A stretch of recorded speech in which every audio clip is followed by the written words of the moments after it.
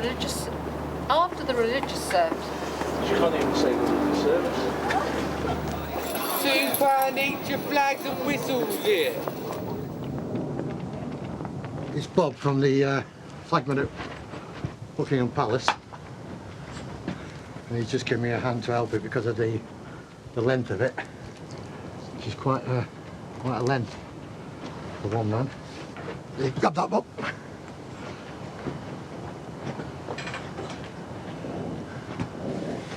Here we go. How big is this one then? 38 feet by 19 feet wide.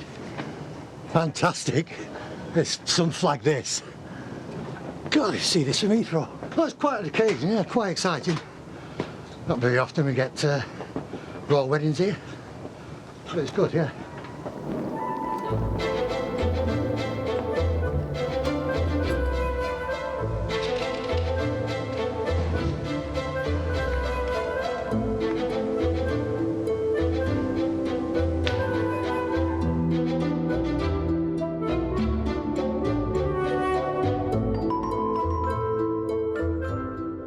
It would have been nice to put a few leeks in, but I think people might have said it smelt a bit. So.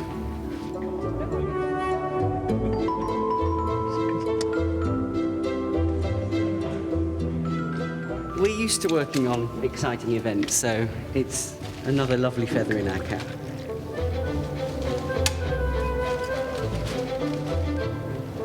There's 7 of us, and we started at 6 o'clock this morning.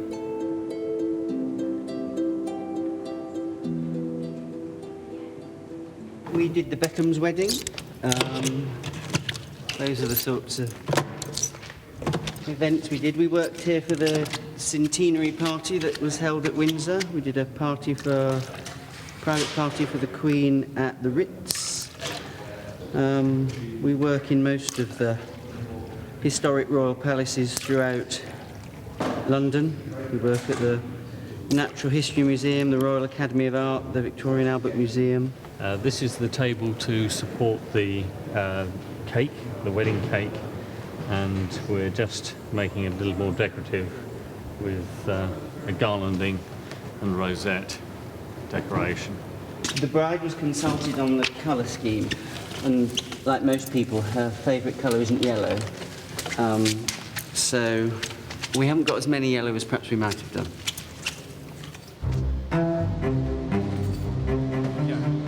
Everything's got to be rolled in cling film before it's cut. Pete, stop. There's something loose in the bottom there.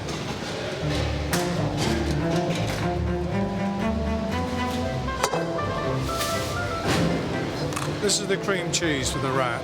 So we're going to spread the cream cheese onto the wrap, trim it, then we put on the spinach, then the red onion jammer goes onto that, and we roll it up.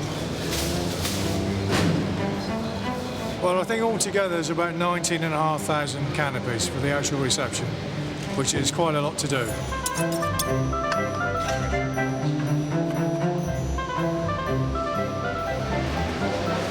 Scottish pie for the Queen's luncheon.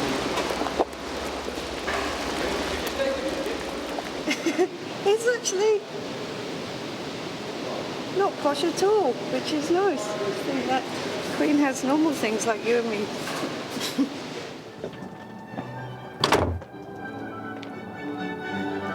What are you doing now? Just dropping this off to Tony Martin, that's it. Can you come down and give us a hand down here? I'm ready to move some stuff. So, give me about 2 minutes, I'll come down. Great. Cheers, Michael.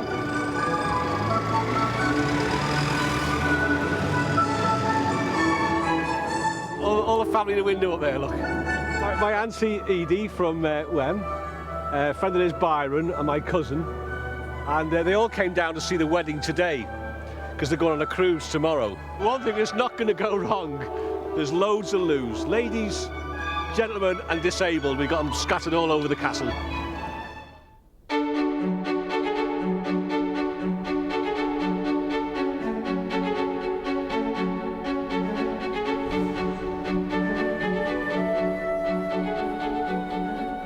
Well, it's going very well. We're in the morning of Saturday, and we've spent the last week preparing the chapel in a big way. Everything from lighting systems going in, cameras going in for the outside broadcast, sound systems, lots of cleaning, carpets being laid, flowers being brought in, and brass being polished, enormous number of seats being changed. We had to take a lot of stuff out of the chapel. Some scaffolding came down from inside, the nave altar came down, and huge number of seats. And as we walk through into the nave, we can see all sorts of people in here from the BBC. The cameras are set up and working. We've got the Lord Chamberlain's office staff who are helping putting the seats out, or rather the service sheets on the seats, and each seat is labelled. We've got an orchestra who'll be playing during the service, and they'll be rehearsing a little bit later in the morning before they play for the service. It's a wonderful day. It's going very, very well indeed. I think God is on our side. We're all looking forward to making it as special as we possibly can. This will be the heart of the service, and we have the two prie-dieu set up ready for this afternoon service. Flowers going up, some of the plates already on the altar, and the service sheets already in the stalls. Every bit of wood in here has been polished, every bit of brass has been polished, the carpet's been laid, the floor's been polished, and it's going to look absolutely spectacular. But at the heart of it is a really simple but very, very meaningful service. We've got to finish setting out the chapels so that we have an order of service and a name card on every single seat, and that the place is absolutely ready for every single person to arrive, all the guests and all the participants. Duke of Gloucester, Duchess of Gloucester, Duke of Kent, the Duchess of Kent.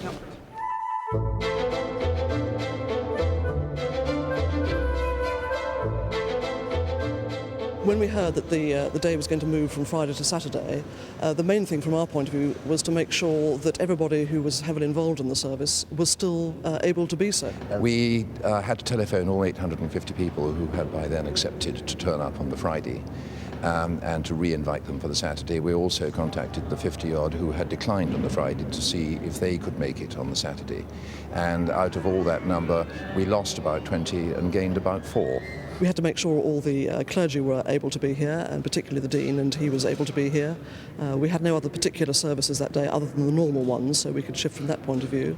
The choir, in fact, were on their Easter holiday, and so we had to do quite a lot of changing of holiday plans. They had come back specially and will now come back a day later and stay a day later and then go on holiday on Saturday night. This is what I'm recommending.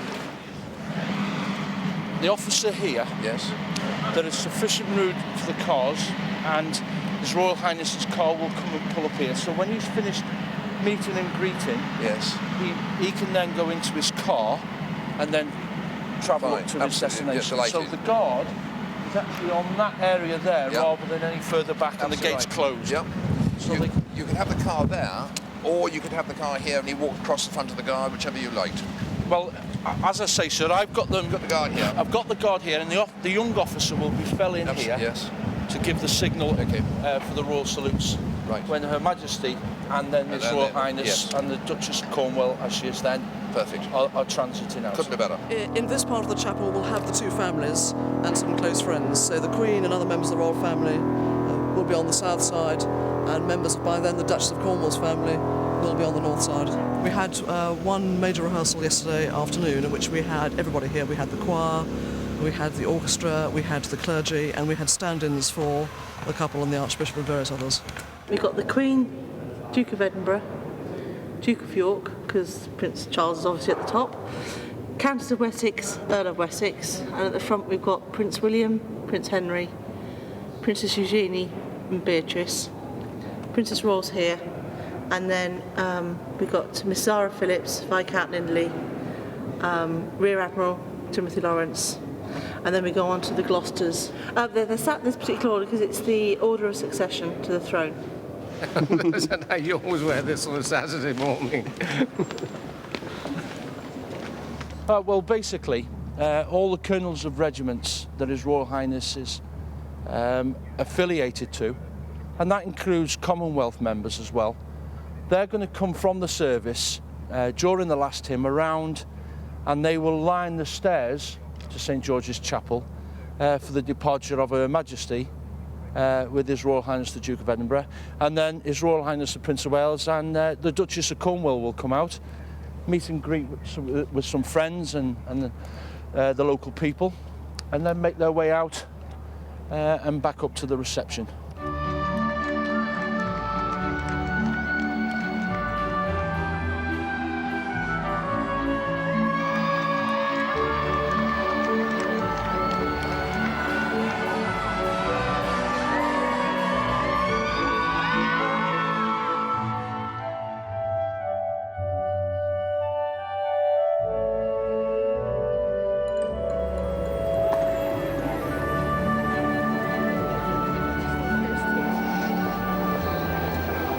I think it's marvellous. I think it's been a long time coming. I think it is a good thing, especially for the royal family. It brings everybody together. I mean, the support's amazing. I think it's great, and I hope he has many happy years.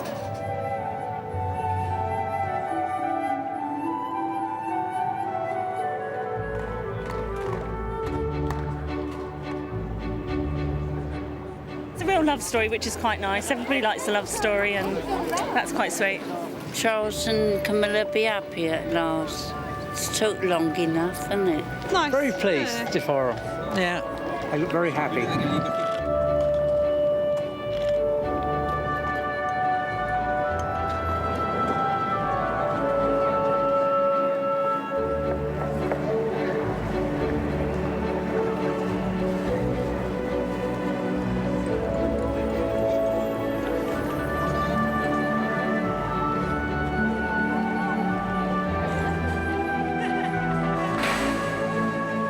Well, this is going to be like the first and last royal wedding that I'll ever see, so it's just been awesome being able to be here and seeing it.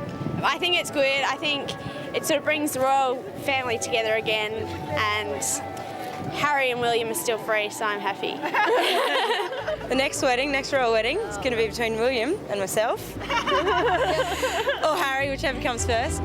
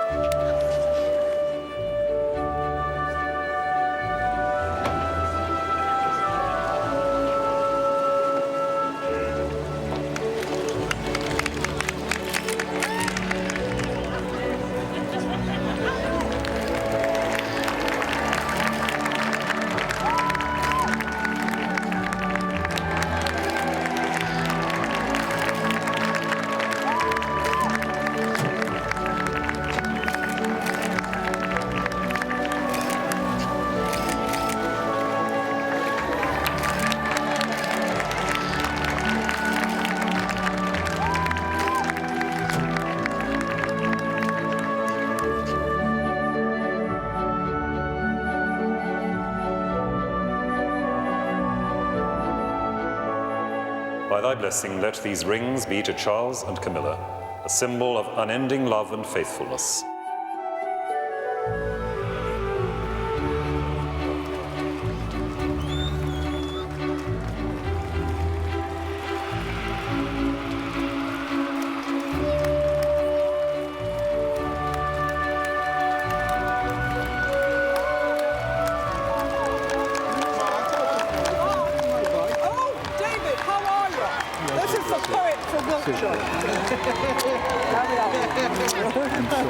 Lovely to see you.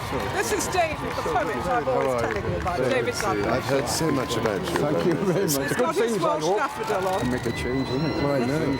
Well, I hope you might get some inspiration for some more poetry. Thank you very much.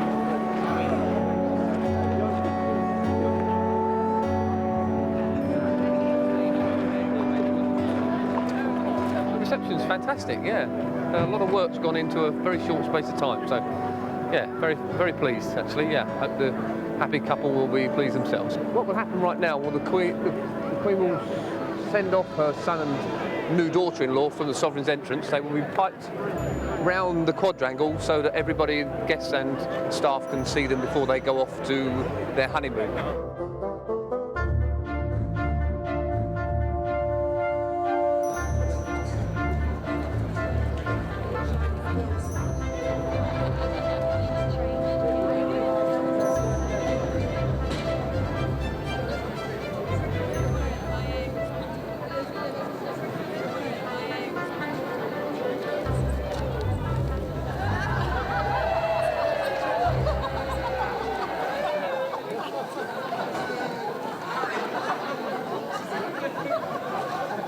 Absolutely fantastic. Nailed it.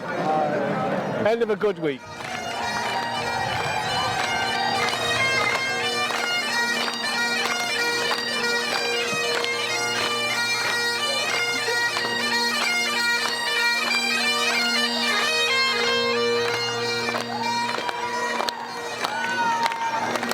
God bless you, Camilla. We have celebrated the start of something very, very remarkable. Those who were here today will never forget it.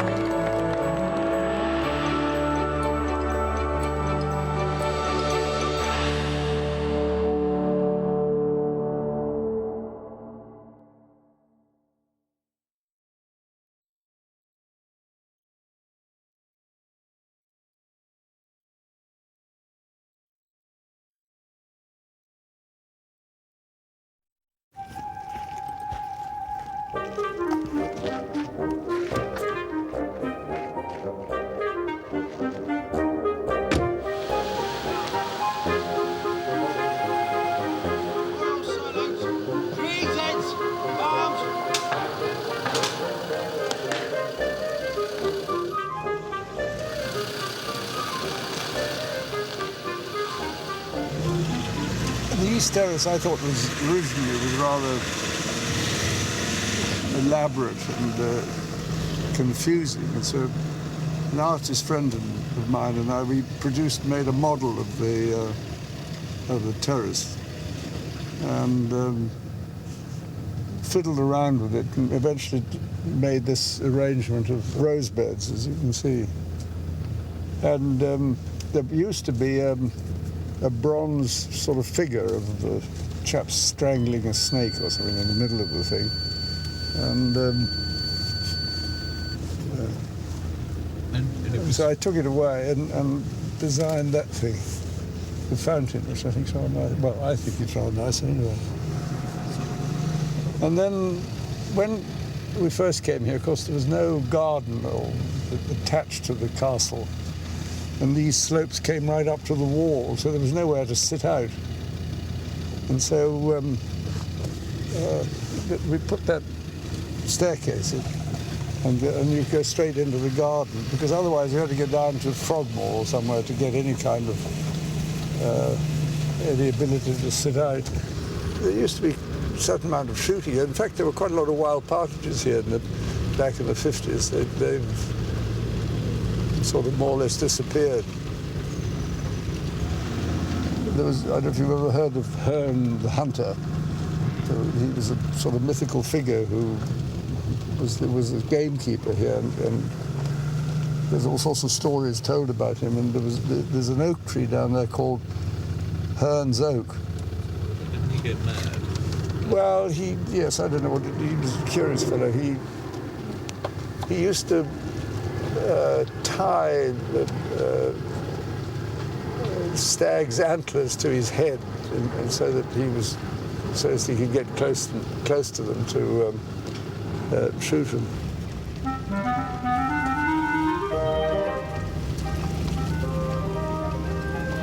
Great place for crows.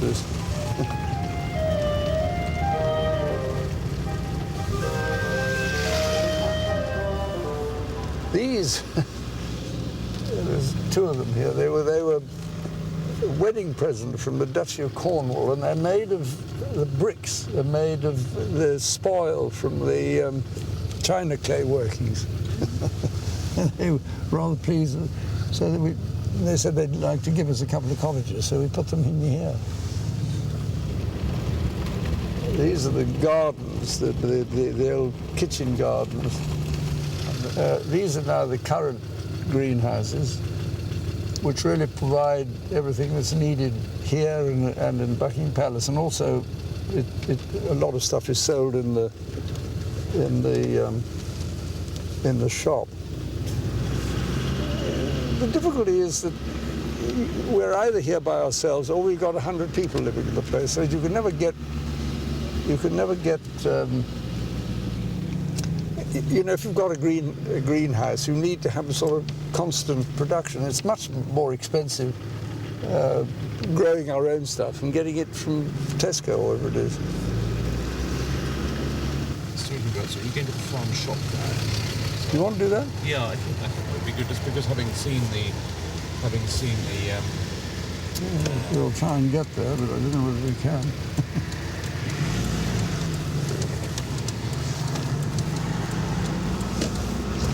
Was the farm shop your idea, sir? In a roundabout way, we converted potting sheds here into a farm shop, and the majority of the stuff that's sold there is off the estate, but what comes from local producers. I mean, like for instance, beer is made in Henley and by a chap who's got a small brewery there. This is quite funny. This pub here is now called the British Raj, I think, isn't it? But it's still got Lord Nelson. No, it's the British Raj. It used to be called the Lord Nelson. It's now called the British Raj. Lovely idea. One of the advantages of the shop is that it's got this entrance and exit here. You can see there's quite a lot of people using it.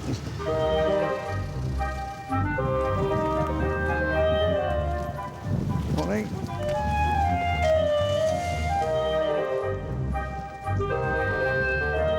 Is he going to stop? Oh, all right. Most of this stuff comes either from the Crown Estate or from local producers. Morning. Any good, are they? Beautiful, absolutely excellent. Organic, surely, is it? Yes, they are. Would be. Very tasty.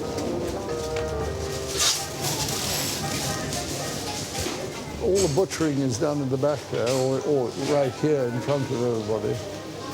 And the majority of this comes from off the estate, but a lot of it comes from other local producers. So I think we're going to sort of clog up the system if we stay in here much longer. What do you think? Morning. Morning.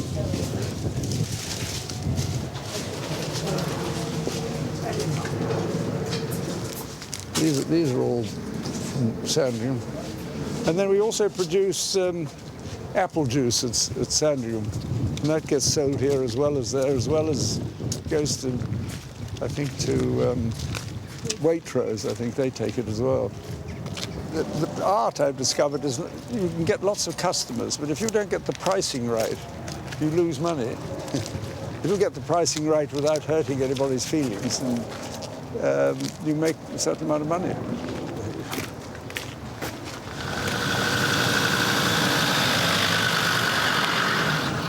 I mean, I think you've got to remember that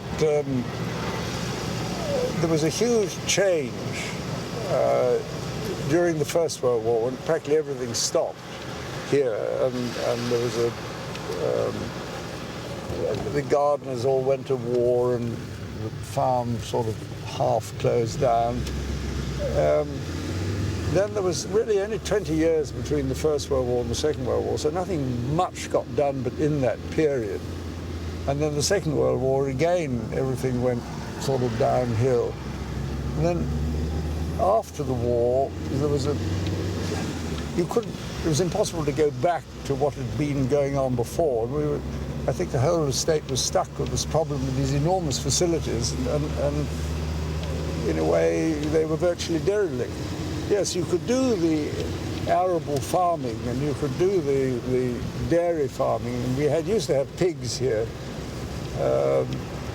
But gradually, economic pressure dictated what we could and what we couldn't do.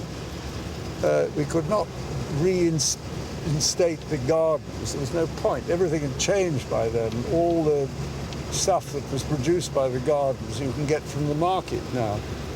And you didn't need to have your own slaughterhouse. You didn't need to have all the jam used to be made in the castle.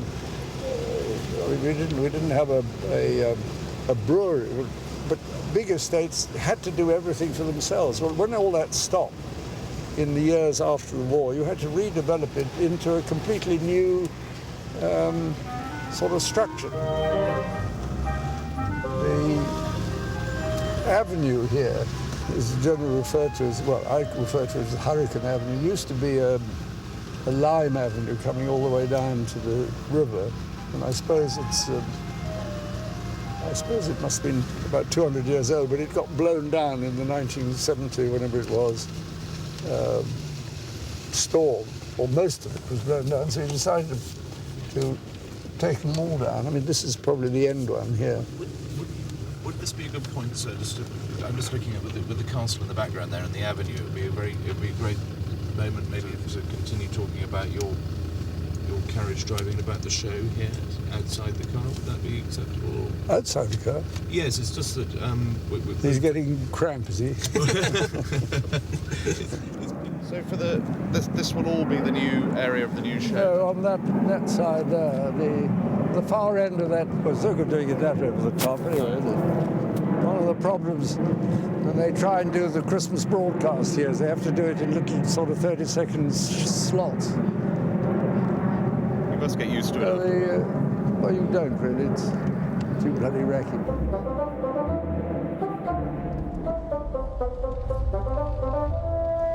The tree huggers, or whatever you like to call them, they descended on us some time ago and made the most appalling fuss, to the extent that it's been almost impossible to take down dead trees or even to remove dead branches without causing, where are we now? We'll go that way.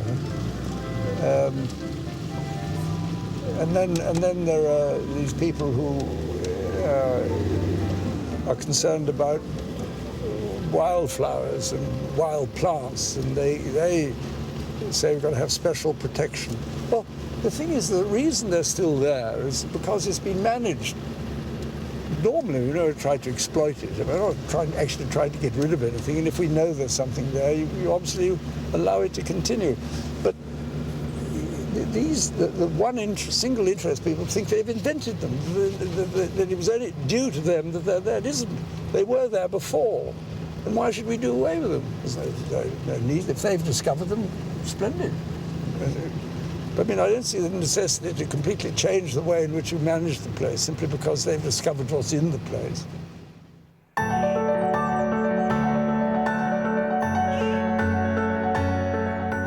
Presumably quite a few of those houses have been built in your time as... No, they were all built. No, they were all built at the same time.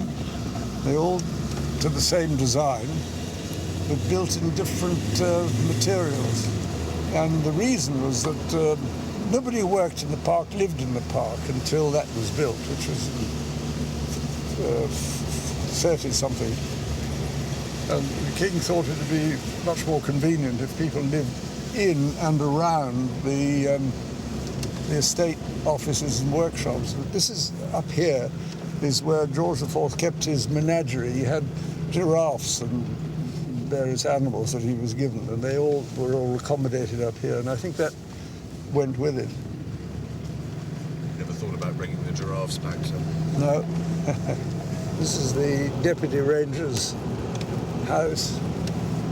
It was Eric Saville who built that and carved himself out a bloody great garden too.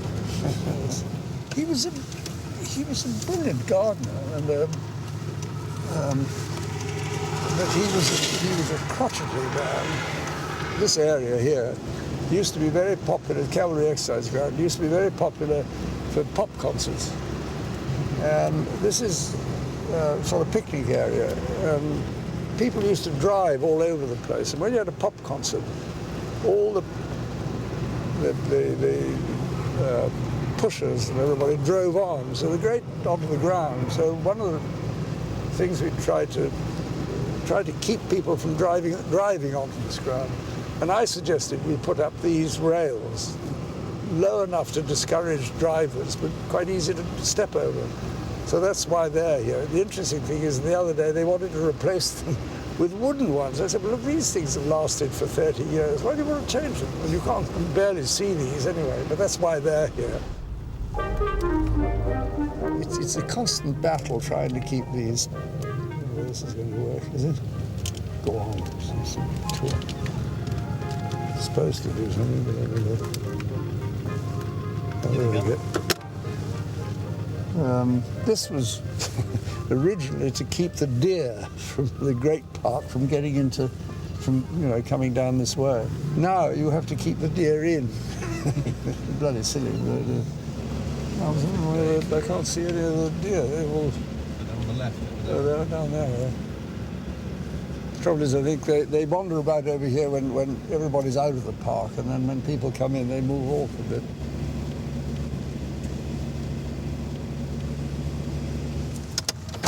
He's taking yet another picture of me getting out of the car.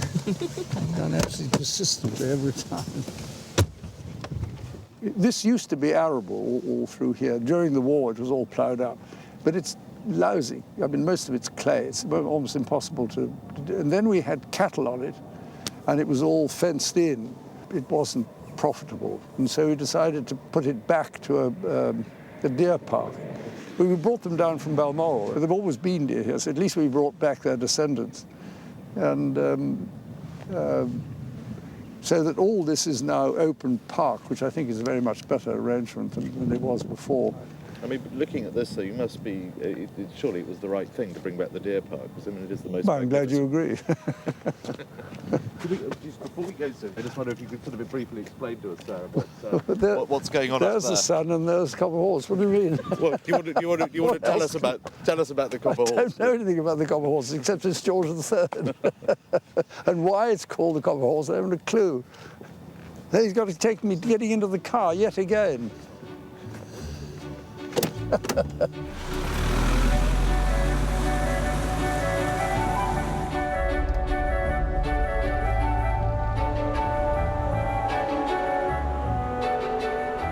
That's where I keep my ponies in there.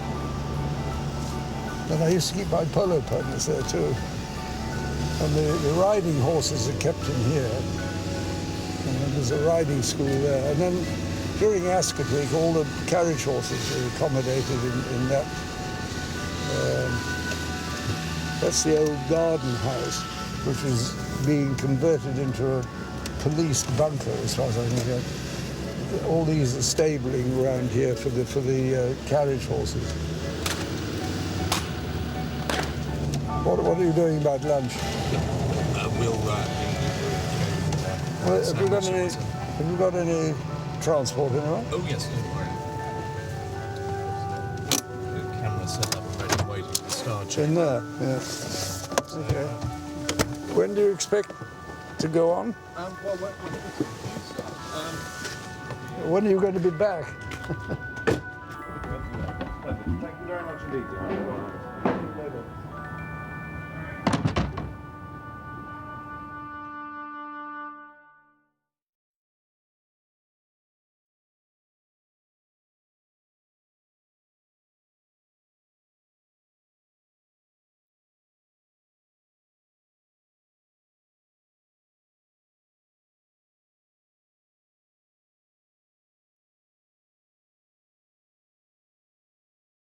'52 was fairly soon after the war, And nothing much had been done to the castle, as you can imagine, on a major scale. So the first things that we did were to redecorate most of the public rooms. And they all needed relighting. And because the public rooms, which had always been public, what tended to happen, because the people who put them on display were, in a sense, curators, they tended to put all the Holbeins in one room and all the, whatever it was, Gainsboroughs in another. I said, well, I didn't think that suited a house. You didn't normally, in a house, you wouldn't have a kind of gallery display. And I said, why can't we rename these rooms what they used to be, like the Queen's Closet and the Queen's Ballroom and the King's Audience Chamber and so on. So we reverted to all those names. And we've tried to decorate them in a way as if they were habitable rather than public galleries. I mean, at one stage, the state bedchamber or something, I forget what it was called, I mean, had, what, about 30 or 40 canalettos, all like a stamp collection, you know? Because it, in a way, that's, if you're going to have a display, that's, in a sense, the way a display person would like to do it. Anyway, so we dispersed them and made it a completely different collection. Don't forget that no one has lived here and used this place as a home for goodness knows how long, until we decided that we would use this as, in a sense, a country house. So we've lived here as in a home, very much more so than everybody since perhaps Queen Victoria. Well, in fact, since Queen Victoria. I mean, I think that it makes a great difference to the way in which Windsor evolves if you've got people living in it as occupiers, because if we were not here, I think the people's attitude would be different. I think there's a coherent community kind of sensation which starts with the fact that the Queen is here, and then everything else rather depends, well, not devolves from it. It would still go if she wasn't, but it would be a completely different atmosphere. Yes, I was thinking perhaps you could look at somewhere like Versailles or somewhere like that, where the buildings and the structures... Well, or Hampton Court is a classic example, which is dead it has no kind of community life at all. Well, I suppose it does with the people who still live there. But here, with the hierarchy of with the governor and the dean and all these different parts of and the deputy ranger, they all sort of devolve. So it makes a very, I think, organic system that fits into this particular circumstances. Well, we've had state visits here. Absolutely, I mean, many. I initiated that idea. There was absolute hell to pay when I first started it. Oh yes, they all fainted dead away. They couldn't conceive of transferring the pattern of state visits in London to Windsor. Do you remember the first one? How did you persuade them for the first one? With difficulty. Do you remember which one it was? No, I can't remember it offhand. But it's been, I mean, it's it works very well here. Yeah.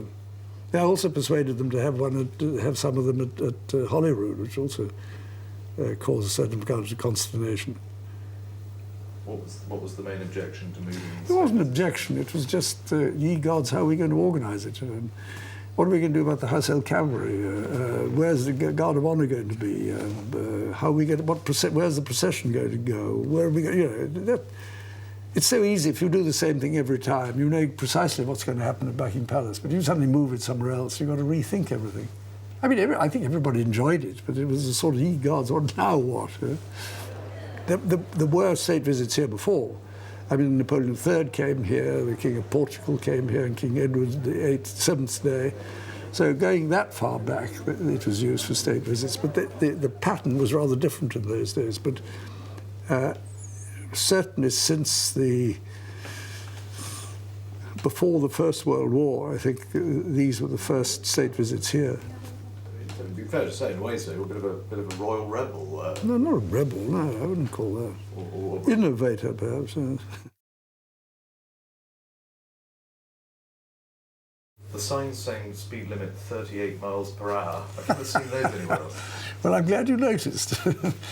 Well, it was when there was I forget it was. I suppose it must be in the European Union. I thought that sooner or later we'd be going into kilometres, and I thought that what is the likely speed limit going to be in kilometres? And I thought it might be 50 or something like that.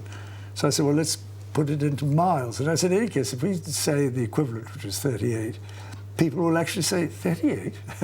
Because if you just put up 30 or 40, people just take it for granted. I thought 38 might just... I mean, it was just a joke, obviously. Has it worked, do you think? No, I don't think so. I'm sure you... Well, he noticed it anyway, which is something. Yeah, I'm sure you keep to it yourself, though. No, I don't. I haven't looked very carefully. But it's quite quick, if you've got to think of it, for most of it. Why should you want to speed through it? Was there any oil under Windsor? Well, yes, it's true. It all seemed to be absolutely dotted, and somebody wanted to put an oil rig on the East Terrace. Well, not on the East Terrace, but on the East Slopes, because there was suspicion there might be some oil down below. But that seemed to be nonsense, because you don't have to drill straight down anyway. They could have put the thing anywhere if they wanted and drilled sideways. But the idea that we'd have an oil rig actually on the East Slope seemed to be so ludicrous that it eventually died a death. But they did find oil there, did they? There was something... No, I don't think they ever went for it. No.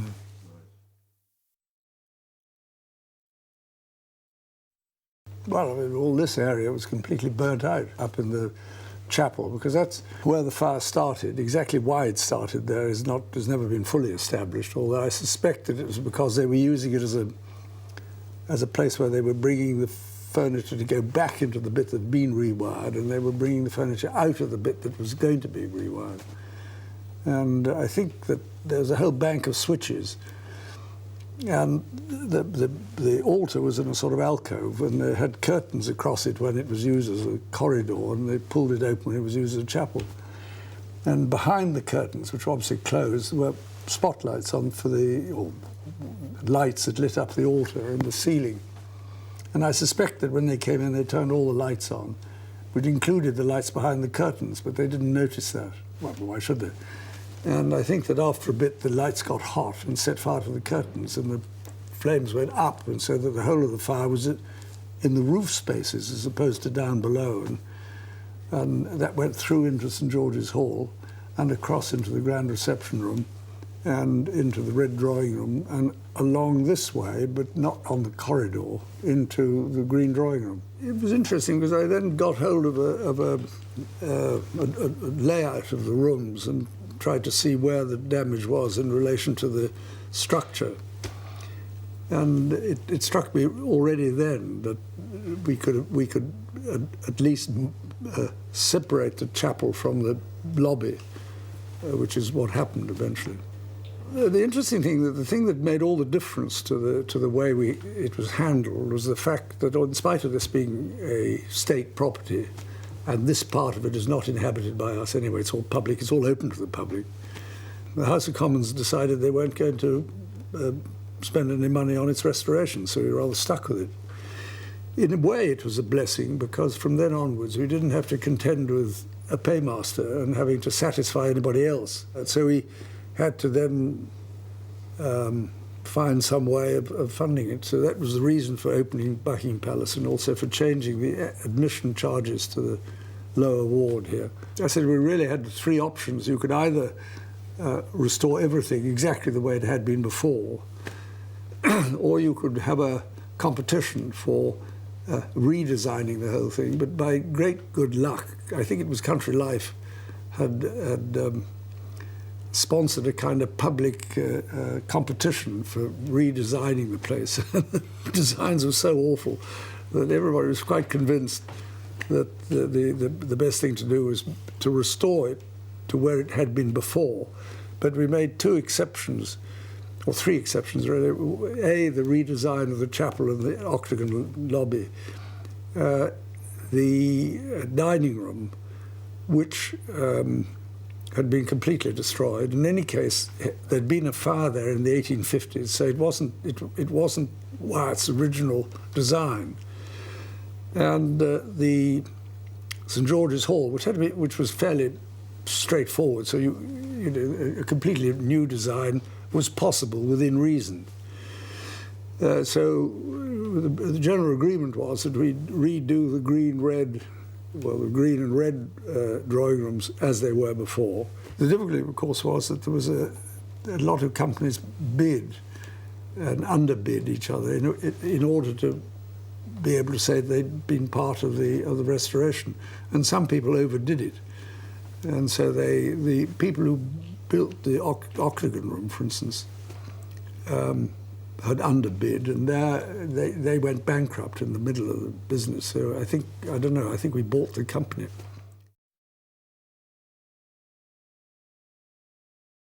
Well, that's in a sense almost a burden, because I tried to live up to live up to his abilities, which is pretty difficult.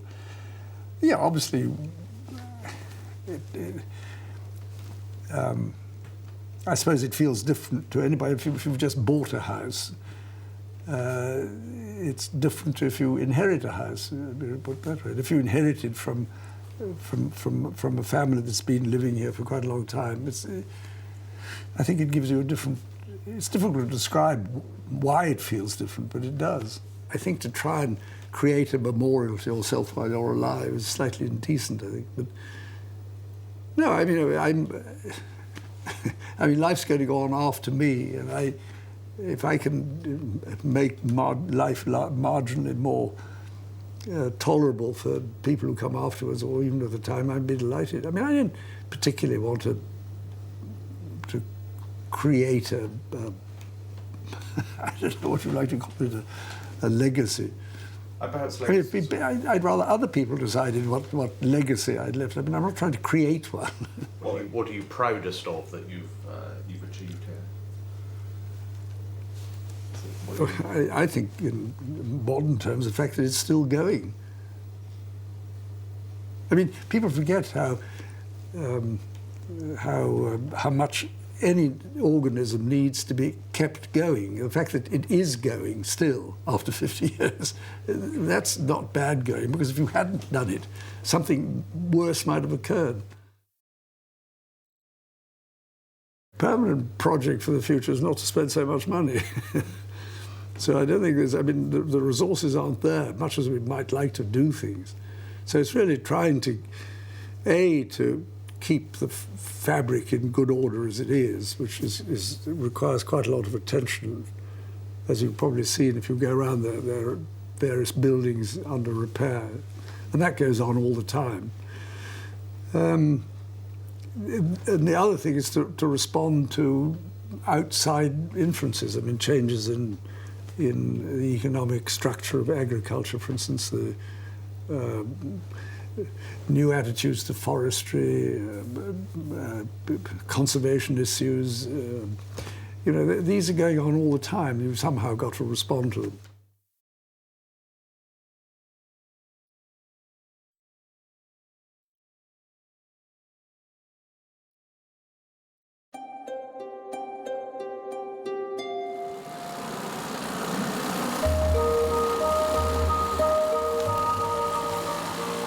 Right around the bank. This is the second time we've done it.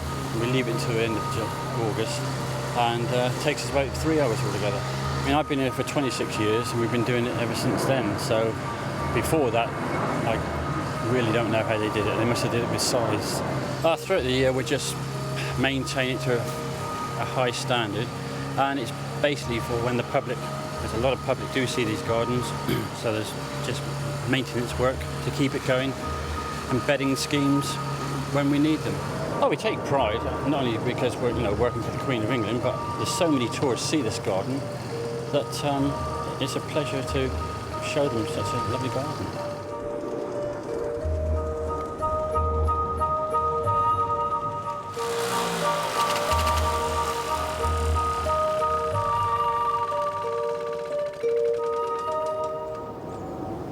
And that's a wrap.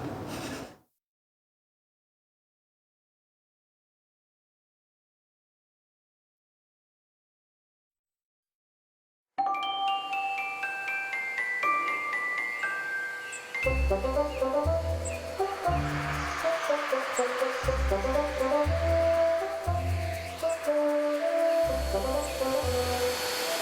we use sort of a soft cloth or a mesh, you know, to make sure that it picks up the dust and that, and a very fine brush because the gold's very delicate. Here we are in the grand reception room with the work going ahead on cleaning the chandeliers. Actually, I think they've nearly finished. In fact, the middle one is just, as you see, is just going up, being hauled up again on its electric winch. And these were completely smashed during the fire. The whole of this ceiling came down with the chandeliers, and they were flattened, sandwiched. But they were able to be restored and put back again, and they're as good as they ever were.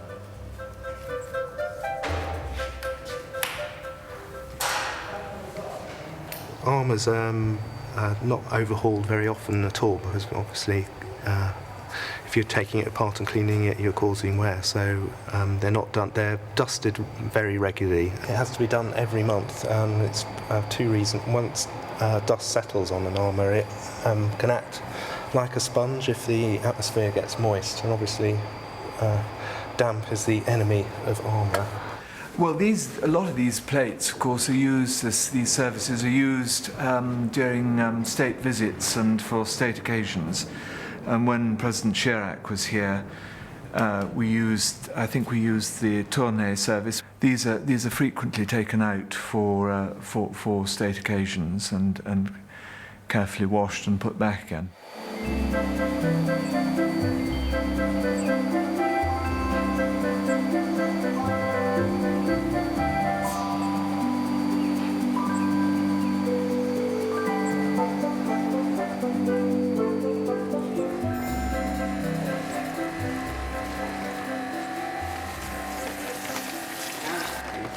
I'm just catching the water, stripping down, instead of going on the floor, it goes in this hole and goes into the bucket, and then it gets dumpy.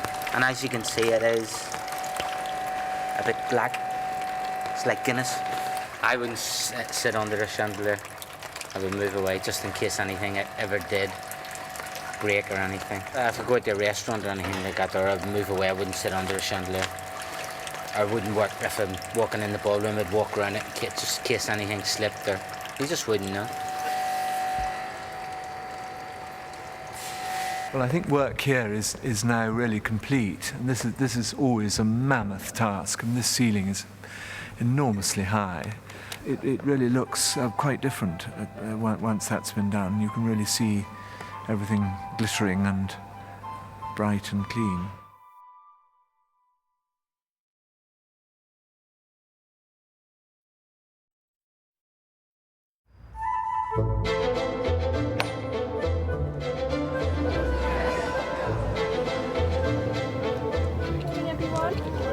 Very good morning.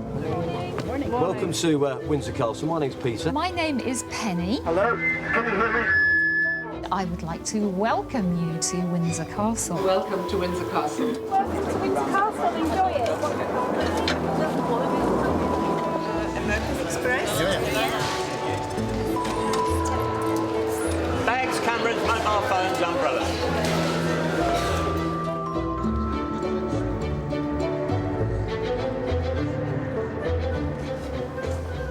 I was a steel worker, believe it or not, in Sheffield. I got made redundant, saw this job advertised and put in for it. So 18 and a half years now of history, dating back a very, very long time. William the Conqueror built Windsor Castle, defeated the English in 1066 in the Battle of Hastings. Now, the Queen spends lots and lots of time here at Windsor. She's looking very royal, isn't she, in this picture? Yes, did you have a question? Have you ever met the Queen? Yes, I have met the Queen, actually. A lot of people want to know, have I met the Queen? Several children have asked if I am the Queen. All right, boys, walk on. Come on, walk on, boys. Walk on. Go on, then. Trot on. Minos. I've been driving since I was 8.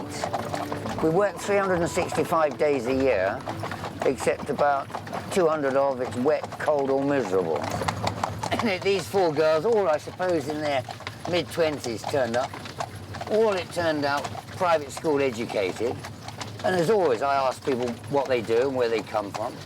And they all came from the West End of London. And when I asked them what they did, they said, oh, we're prostitutes. Top end of the market, of course. And I couldn't believe it. Why not? Jurassic gear. Well, welcome to you all to the city tours of Windsor and Eton. That's the most famous view you can have of Windsor Castle. That is a view from the north. And you're looking up at the round tower, the oldest part of Windsor Castle. That tower actually dates back to 1070. My knowledge of the history of Windsor is quite extensive. I always say to people, I'm a bit like playing Manchester United at home. Almost unbeatable here at Windsor. That's where the dungeons are. In the medieval times, that's where all the local villains or felons were locked up in there. People are always interested in gruesome things. And they used to hang them from the top there. They used to put a rope over that up there and hang the poor wretch out the window. Hanging was very unpleasant in the old days. If it was a man, it would take 20 minutes to slowly strangulate to death. But if you had a friend or a neighbour, they could come through the crowd and pull your ankles, break your neck. Now those people were called hangers-on. Which of course has got connotations today with, dare I say, what goes on inside the castle. Now, have a look up on the right-hand side, if you can bear it, through the rain, and you'll see a statue here, and that is the statue of Prince Albert of Saxe-Coburg-Gotha. If it rains, people prefer downstairs, but you miss the best of the tour. It's better to be upstairs. Windsor has been a garrison town for over 350 years. Oh dear. Is it rain, stop, play, do you think? Do we continue? The people that will stay upstairs, regardless of the weather, are always the British. Can it rain any harder, I ask myself? We're about to find out, folks. Are we all going to go downstairs now? Peter, if you can stop the bus, we're all absolutely soaked up here. The people have been very brave. We can't possibly stay up here, it's just ridiculous. We've actually offered the princes a ride once before when it was raining like this. They declined.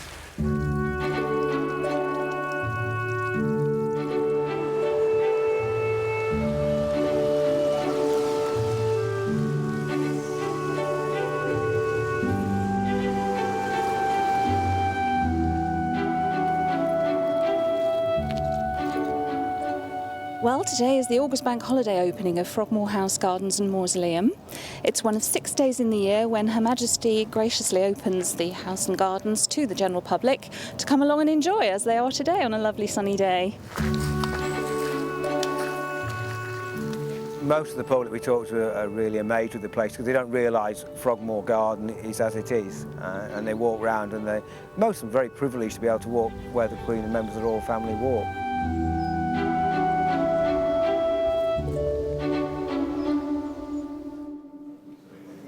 Quella è la regina Vittoria? No, no, quella lì è la madre della regina. La madre, sì, la sì, madre della regina. Sì, sì. They said that it's absolutely magnificent. Now they're Italian, they come from the north part. They're not Romans, but they love all this splendour.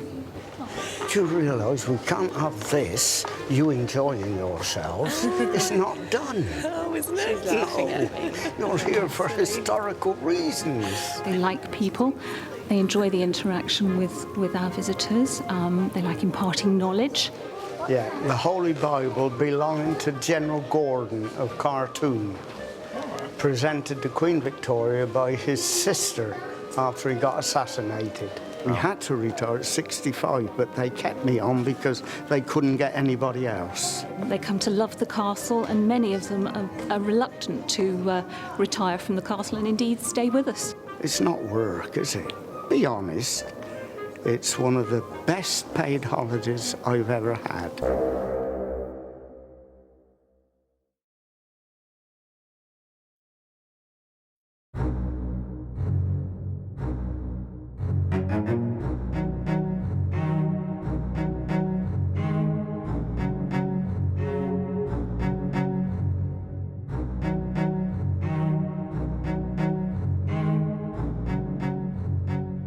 Right, are you ready to put this on? Absolutely. Have you got your bonnet is here, is it? Bonnet is there, yeah. It's considerably heavier. It's most uncomfortable because it's padded. You probably saw it. It's all padded inside. And on a hot day such as Garter Day, the middle of June, it can be very, very uncomfortable, particularly for the old soldiers of our brigade. Very grippy. Then I'll adjust it. Then we go back into this on Easter Day when the sovereign comes to St George's Chapel. We started off in 1348 when Edward III was on the throne, when he introduced the companions of the Garter, Knights of the Garter. And he also decided at the same time to shadow that with 26 poor knights. And the poor knights were given accommodation on this side of the curtain wall of the castle, but were in dormitories. And they remained poor knights or alms knights, whichever way you want to look at it, until, who was it? William IV? In 1833, changed the title from Poor Knights to Military Knights of Windsor and allowed us to wear this uniform, which he had in fact designed himself for officers on the reserve. So since 1833, we've been wearing this uniform and known as the Military Knights. Let's have a look at it. This is the waist sash. You'll see that we wear red ones, and the governor of the Military Knight, because he's an officer of general rank, he wears a gold and crimson one. Officers below general rank in the British Army always wear a crimson sash. Smart as a button stick. Okay. All you need on now is your gloves and your bonnet. It's a uniform, that's really what it basically comes down to. We've all been used to wearing uniforms of various description. He, in fact, wore a kilt many years ago. And the trews. I was going up in Garter, last Garter, coming up the hill there, jam-packed with people. Absolutely. And I was trying to find my way through. And I said, I'm an old veteran, medals are getting me down. And they parted absolutely. We're in the uniform somewhere between an hour and a half, 2 hours, and it is a long time on a very hot day. And then when that's all over, come and get changed into something more casual and carry on entertaining our guests. So it is a hard day on the elderly, more elderly. More elderly? Yeah, more elderly. I'm one of the younger ones. I'm the eldest. The eldest walking about night. Yes, you are, yeah. I was in Orkney at the beginning of the war, and I came south and joined the army, giving a false age, and I was sent to the Argyll and Southern Highlanders, the Young Soldiers Battalion, and the Crooked Soldiers Battalion. They were wily. And I then went larking about in the commander. I went to Italy, and then across to Yugoslavia, and eventually, and then into Greece, helping the partisans, and well, I got a Greek medal. Oh, I didn't. It wasn't the army don't let us wear it. Oh dear, what a terrible thing to say. So I was a D-Day Dodger. So they call it. Yes. The song starts about D-Day Dodger. We crossed the Adriatic for D-Days once a week, liberating Albanian, Yugoslav and Greek. We had quite a party here and there. The partisans can do our share. We are the D-Day Dodgers, the boys from Italy. So. Well, it's ideal for former military people because we have a sort of code of conduct, and we don't live in each other's houses, we don't live in each other's sort of pockets. It's a very pleasant way of life living here, particularly before the tourists come, and more so after they leave. A lovely summer's evening, the tranquility of living in the castle is ideal. They're a tourist and they're a tourist. I mean, you know, you don't even have to look at 9:45 when the tourist office is open or the visitors' entrance is open. Chatter, it suddenly hits you, they're in. It's a nice place to live and to run, you know, finish off one's days with a military background. You can wear his bonnet in the house, I wouldn't dream of doing that.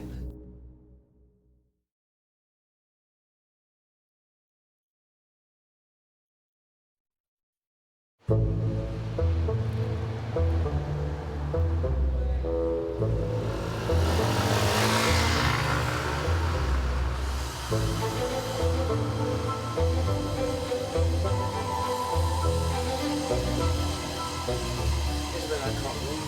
absolutely hate doing my boots.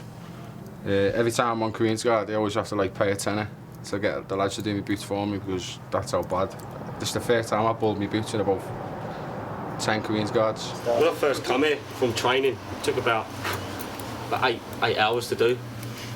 Then because you're doing Queen's Guard every day, like on and off, like, you just find it easier. You find out quicker ways to do them, and just like get the boot up, like just shine like that.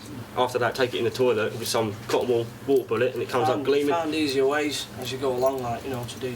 You bowl them for like a couple of hours, and then you go on parade, get inspected, and that's you. And you have to sit there in Windsor Castle and bowl them all again. Come on, look at that, you know what I mean? It takes me about an hour to do my toe cap. Just takes the piss, mate. Duties! Tag! Like walking around with your tunic and like Windsor and all these women come up to you and everything, it's gleaming off. Thousands of people up there who've had they're having a day off work, who've saved up for months to come here and have a look at Her Majesty's favourite residence. Don't let them down. When they get the tunics on, they go out, everyone's thinking, process through, and it generally comes together. It says it all when you go to Windsor and you go out for a walk around, put your forage cap on, walk around. St James's as well. And St James's, and just the people that come over to you asking me for photographs. My photograph must be everywhere now. Windsor Castle Guard, to the guardroom, dismiss! And step off into the high pole.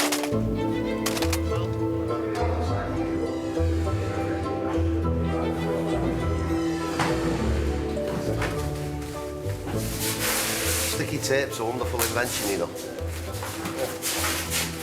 Take it easy when you're doing your kit. You know, the Queen may well be an unofficial residence today, and she comes out, and when you're on Windsor, you do see a lot of her. It's a perception people have that they only, you know, this is what they do. They don't. They're soldiers. First and foremost, they're soldiers, and just happen to do this.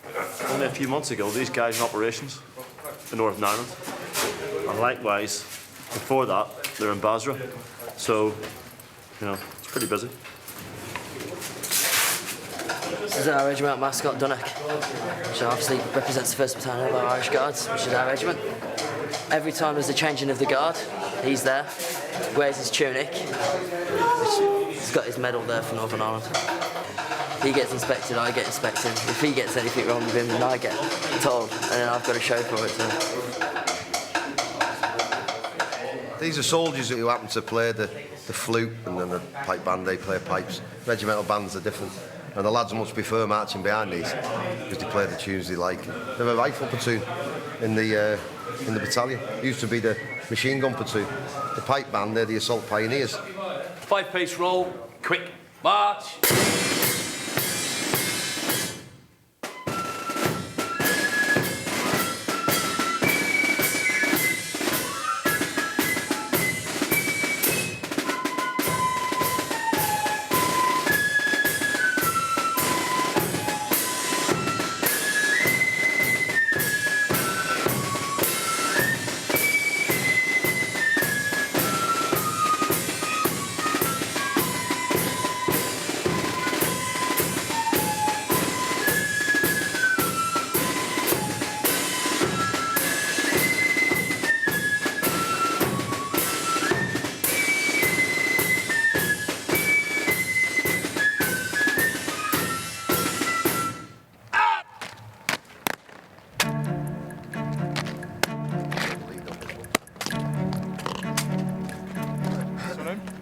Keegan, sir.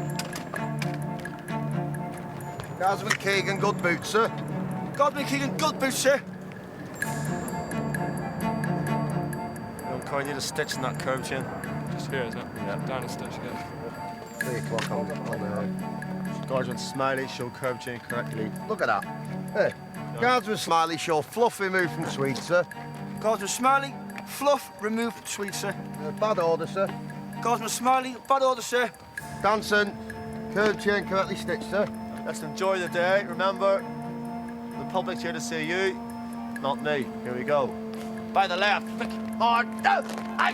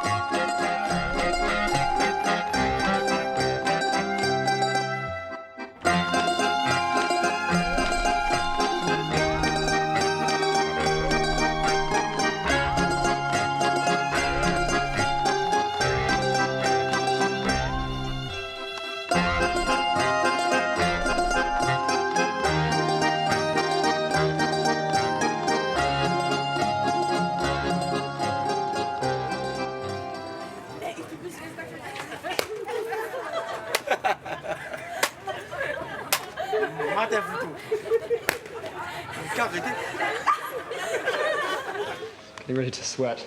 I think is the best way to describe it. No, we'll go and check they're all right. Check the sentries are all right. Check the posts are fine. And actually gauge the temperature as well. Because normally you do 2-hour stags, but I have the option to lower it to 1 hour if it's hot. So we'll see how they're suffering out there. What's the weather like today? I'd say it's quite warm, but we'll see what, in reality whether there's a breeze. And you'll know when you see the sweat pouring off us at the top. How are you feeling in the heat? Just boiling. You seen the state of my boots, sir? Got them melting, aren't they? Look down your boots, guard from Broadley. No, it's just... Can't look at time, look at your boots, you're here on guard. Have you got any other stags today, or is that it? Oh, I'm not sure yet, sir. Right, thanks so much. Okay. Jason? Yep. Yeah, can I tickle him? You moved your head. Sun beating on your head, sweating really hard. Just want to get out and go to bed. Oh, warm me. It just goes on and on and on. Stupid it is, really. It's not stupid, but stand out there for 2 hours. Oh, you could do an hour on and an hour off, like, that'd be better. Instead of doing 2 hours stagging there, your knees hurt, your feet hurt. That's all part of the job, like. To be honest with you, that's what made me stag go a bit quicker, like, because all the tourists were out there taking photographs and that. So, felt like about an hour and a half, to be honest, but really it was 2.5 hours, so we're happy. Do you find it easy to keep a straight face, Mark? Of course I don't. I like to smile now and again. Do you get told how to keep a straight face? Is it kind of a lesson for this? No, it's not a lesson, it's discipline at the end of the day. Go home on leave Friday, 3 weeks. Went to Ibiza for 2 weeks. I'm happy. What do you think about whilst you stood there? Think about the 3-week leave we've got coming up. We go RB for 2 weeks. Well, this is the orders for Windsor Castle and the dignitaries that live in the castle at certain times throughout the year and people who they may see. For instance, Her Majesty the Queen, His Royal Highness Duke of Edinburgh. All these people here in this group all will have a royal salute and present arms. You will see, for instance, Princess Anne. I saw her a few weeks back up in London, going into one of the royal apartments inside Buckingham Palace. Do they acknowledge you when you... Oh yeah, they do. They do take the time to acknowledge. And the Queen Mother, rest her soul, she was very good at acknowledging, especially when the Irish Guards were on here in Windsor. There's always been the old story of Her Majesty, the Queen Mother, popping out with a cup of tea. Not her, obviously, literally herself, but one of her footmen at the back of forepost on bad nights. The officer of the guard is supposed to bring down his mess kit and be prepared to go up for dinner with the Queen in the evening. I don't know if it's happened recently, but it has happened in the past. So therefore, you always have to be prepared.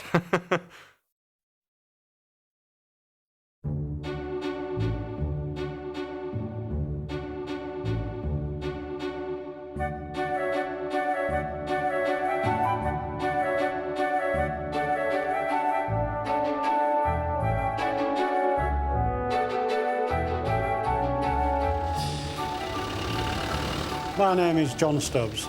I'm the head keeper at Windsor Great Park. I'm from Yorkshire, which is a mining area. My father was a miner, and with the son of a miner and to go into gamekeeping is completely different from working underground. And I was a gamekeeper in Yorkshire, and very luckily got the job as keeper at Gatcombe Park for the Princess Royal, and the contact there enabled me to apply for the job at Windsor Great Park when it was vacant. Well, my wife and I come down evening times, you know, especially when I first came, it was just fascinating. Like this young hind coming here, look, she's not that old, she's only about 3 years old, yeah, but she's wary. You know, a sick animal's not like that. That's a tiny one there. Oh. She's a proper Bambi.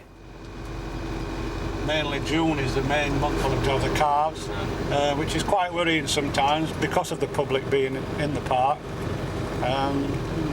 The deer tend to sort of leave their calves 3 or 4 days hidden in bracken, and the public come across them and think that the hind has left them.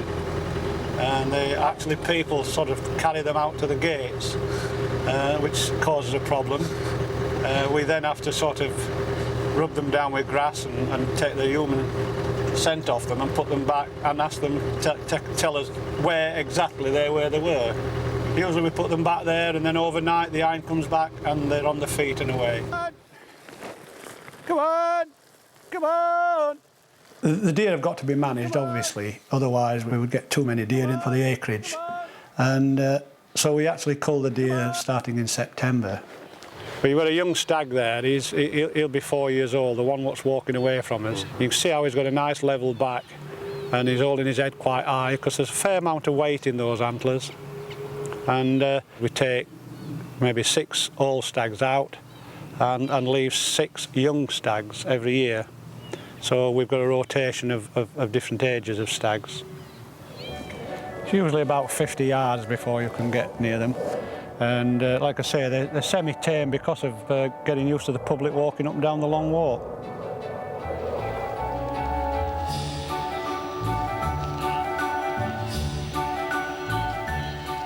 Look at the calves coming, look. Look at the calves, look. The calves are coming because they're inquisitive.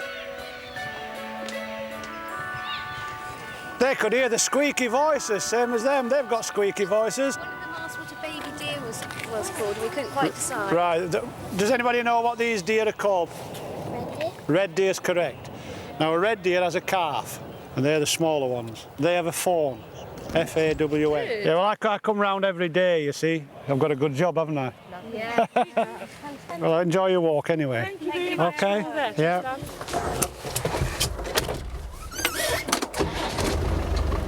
Working out in the countryside, having good employers, and I don't think there's a bad part of the job, to be quite honest. Although I've got to be careful, otherwise they won't pay me. They'll think I'm enjoying my life too much.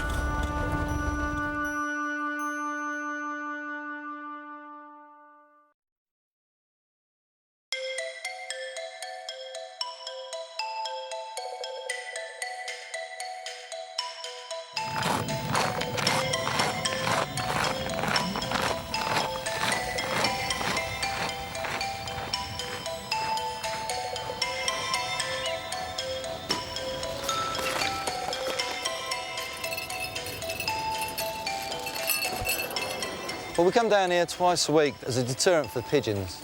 Just his presence is enough, just him being here. That's all it needs to keep the pigeons at bay. And this way, it's environmentally friendly, it's natural. It's only once I start walking, he'll fly around and he'll go and visit his usual haunts on top of the towers, on the walls. Come on in.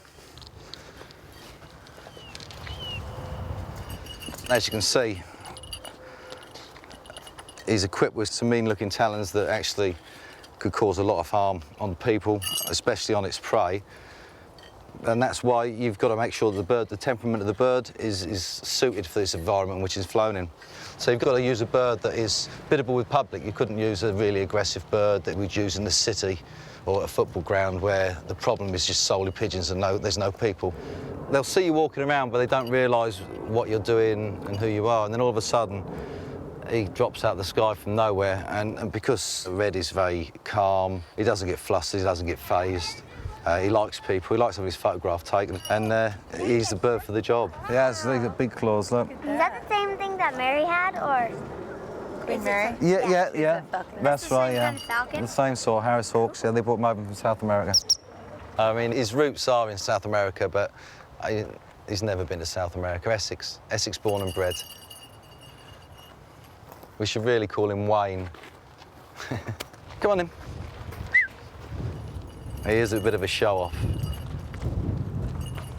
He'll fly really close to people's heads. It's 4 hours a week we do up here, but it's pretty high profile, yeah. It's nice to have this on your resume, to say, you know, you work at Windsor Castle. There's not many people who can actually say it, you know. And we also fly up on the roofs as well, on the top of the towers, and no one goes up there. It's a no-no, so we are quite privileged to work here.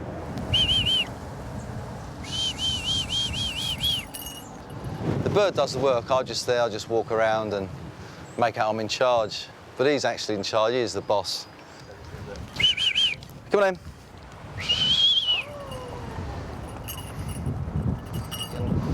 we can go places that it amazes me sometimes. You get up there and they say, oh, you just go through these doors and you're actually inside Windsor Castle, you know, and you just think, oh, hang on. One of my colleagues, he did have a chat with the Queen when he was down, because we do the stables down at the Mews there, and the Queen was in residence then, and she had a bit of a chat, yeah.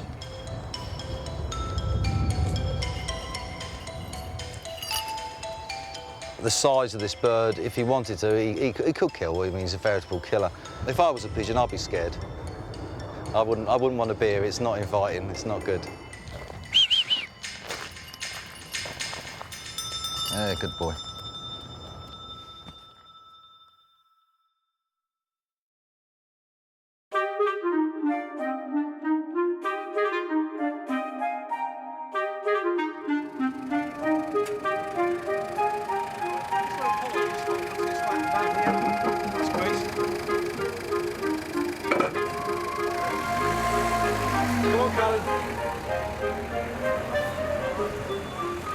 Basically a black cat which is taking up residence here and looks all right, doing well. It goes over to all the visitors, and but one of the wardens did say it may have fleas. It's got a little cut on its foot and its ear, and I've seen a few fleas around there, so we just want to get it checked out and by a vet, and then hopefully just put it back in, let it get on with it. Some of the wardens do feed the cat, Karen being the main culprit.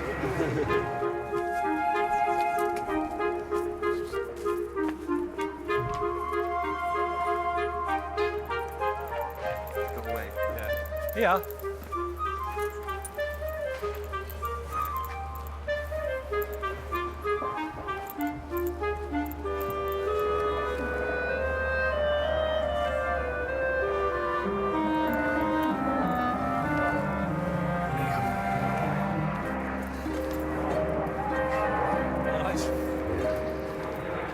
Sorry, mate. You will be back. I will now take him to the vets and he'll get checked over. He'll be blood tested and then checked over, defleed, worms, spayed if he needs it, or nutrient, according to which, and we'll return him. Would it be all right to leave him back outside here? Oh, yeah, no problem, because he's got shelter. Somebody's going to feed him all the time, aren't they? Yeah. Yeah, he can only come back if somebody's going to actually feed him every day. He will have to need food every day, and somewhere where he can get cover. Okay. So, yeah, I know.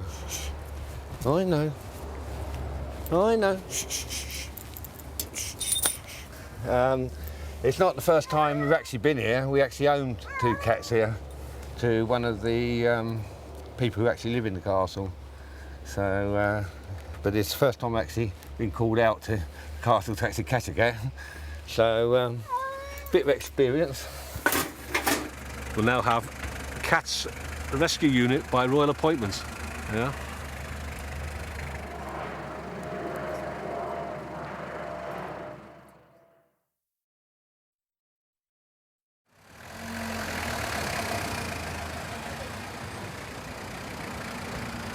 All defleed and... Yeah. I've got a veterinary report for you. Nice. Which will give you the full rundown of what's had done. Some big words. No chip. Eyes okay. Yeah. Ears okay. Coat okay. Blood test negative. And it's been neutered. Yeah. I've got great empathy with this cat. That's it. And as it's taken up residence in the Jubilee Garden, we thought we'd call it Jubilee. We've also got a collar for it. Just got a crown on it. Thought it'd be very appropriate as the Jubilee cat. Collar fit? Yeah. There we go. Wowee. Because we have to have it reasonably loose, because if he catches it on a tree or something, he must be able to come off. Do you think I should get a telephone number on there? You know, it belongs to the castle superintendent. Can do, yeah. Yeah. Yeah. Do you want to let it loose? Yeah, I'm going to let it loose, but it will go like a rocket, so... Do you want to do it here then? Yeah. Yeah. Yeah, I know. Can't wait to go. Yeah. I just put it over here.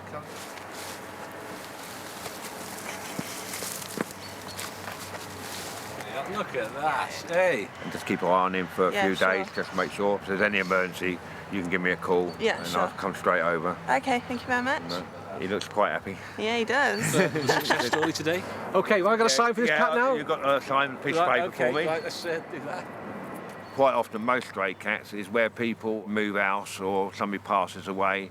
I imagine it belonged to a soldier who's actually been sent abroad, or something like that, in the barracks, which are just over the far side, and then he's come for shelter and food. I imagine he ended up in the Jubilee Garden because somebody ended up feeding him, and the cats will go anywhere where there's food, and they like, you know, they just take a liking to somebody, and they will just stay there.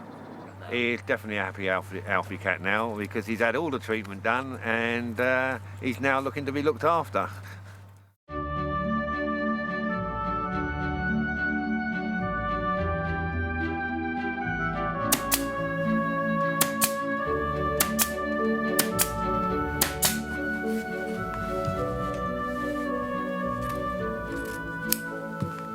I started working at the Palace in 1973. In the 31 years I've been here, I've forgotten exactly how many chairs I have done. Sofas, chaises, we've done everything in the years. I've worked on all of the thrones that we've had at the Palace, yes. When the weddings have been on, we've done the stalls that the princes sat on and all that sort of thing. And it gets seen by millions, but it's another job. You just have to make sure it looks good. Gilding is the application of gold leaf, and we use 23.5 carat gold, which is near enough pure gold. This one at the moment is going to take me about 136 hours. The skin has a fat in it, and that's what goes on the tip when you do this, and that's what the gold sticks to when you pick it up. And the attraction of the watery glue is stronger than the grease on the tip. Can't get sick of the sight of it, it's just a lovely material to look at. Gold is a virgin material, which means it doesn't tarnish, it doesn't rust, it doesn't do anything. You can have it in your body, it doesn't affect you, whereas all the other metals do. So this, if this was left, would be exactly the same in 10 years' time, 20 years' time. This wouldn't change colour. Did it in silver, within a week or two it'd start to go black with the tarnishing and the oxidisation. So that's why this is a material to go with, sort of thing. One of these leaves, you put its leaf in your hand and rubbed it together, it would just disappear.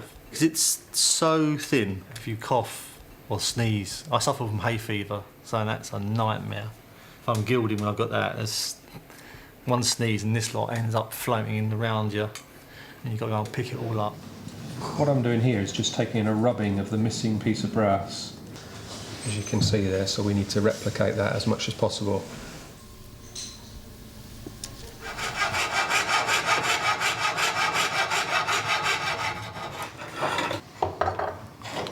So that's the piece. That will need a little bit of just fine-tuning to fit into the space. So once we've shaped the piece, that will tone down fairly quickly. What we're not trying to do is hide what we've done, but we don't want it to be a highlight either. So when you actually look closely, it is uneven because it was cut by hand, and all we do is we replicate exactly what's there so that we don't interfere with the original.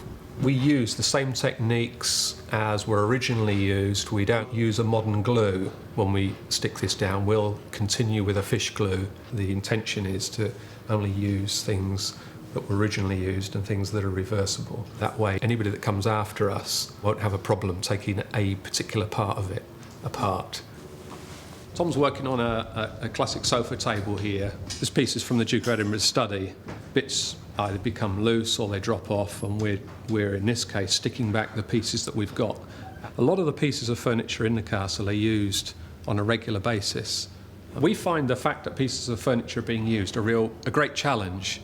I think that when you work in a museum, you never take anything apart on a chair because it never has to be sat on. whereas everything that we work on has to function. And we have to apply whatever methods we can to keep those pieces in circulation, to keep them working, to make them safe, and to preserve all of the integrity of the piece. Balmoral period is one of the main times that we have a long stretch of time we can take pieces of furniture out of circulation, do the work that's necessary and get them back in, so that when the royal family return and functions start taking place, everything's there and ready.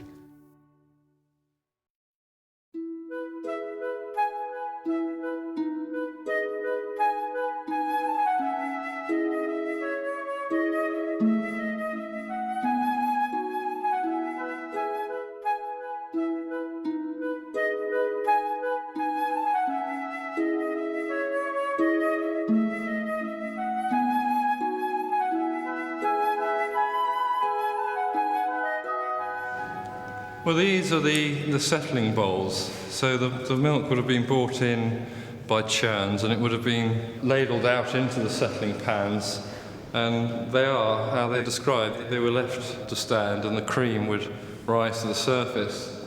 And with this little scoop here, you can see that they used to separate the cream off literally just by scooping off the top. And then that would go into jugs and the cream would be taken up to the castle. A lot of thought actually went into this building because they didn't have air conditioning. Then they needed to use whatever resources they had to keep a constant temperature. And one way of doing that was circulating cold water through the building. Underneath the trestles, you can see there are recessed tiled areas, and this was to allow water to flow throughout the building to keep a constant temperature.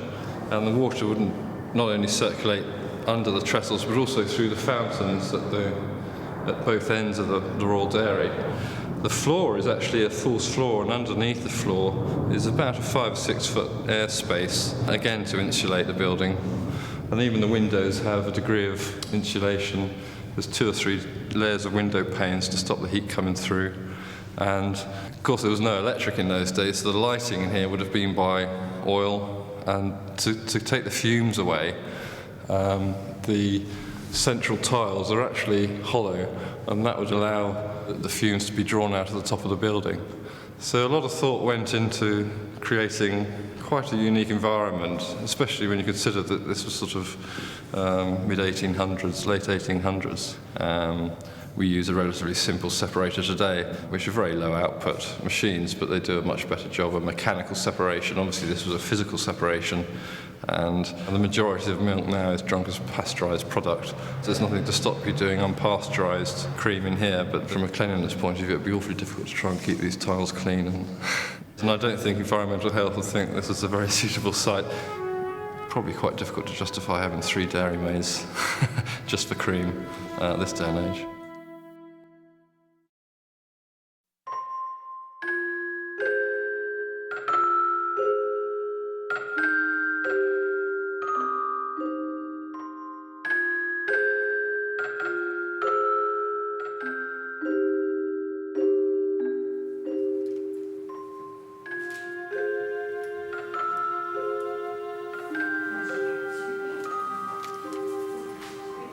This particular tablecloth is the Queen's tea-cloth.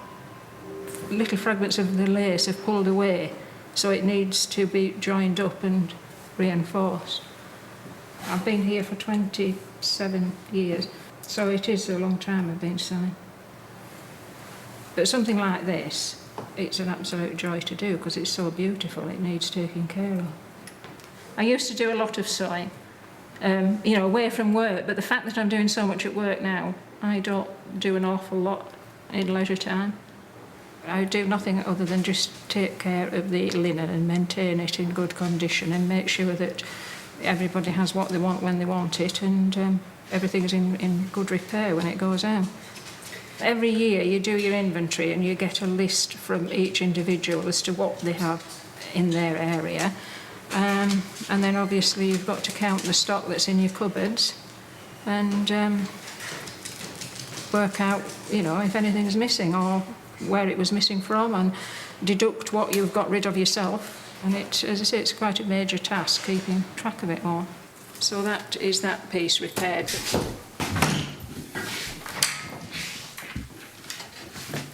see, these are the two of the oldest ones that I've got.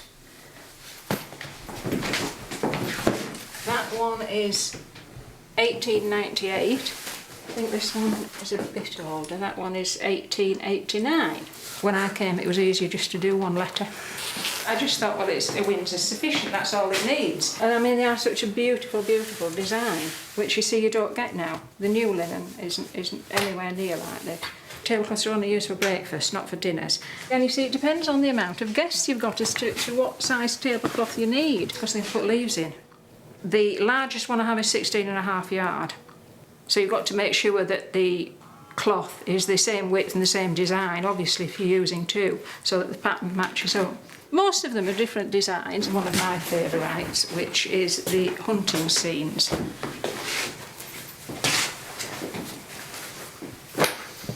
So I don't know if you can see it, but it's got the stags on it. One stood up and one laid down. There's the thistles. I think it's just beautiful, that linen.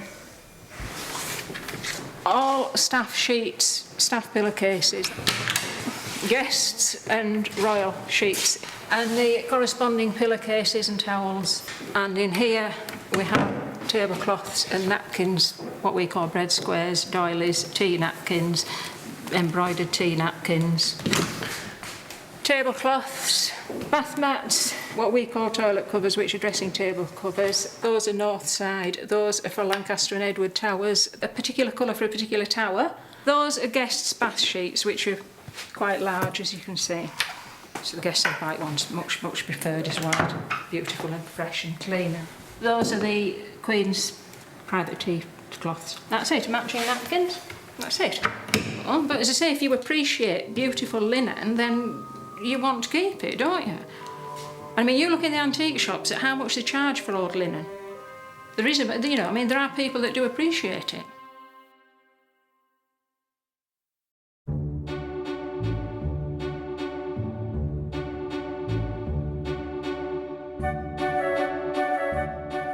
Well, my name is Jill Frampton, and I've been the nursing sister here for 12.5 years, and generally do what I call practice work, which is just like being a practice nurse.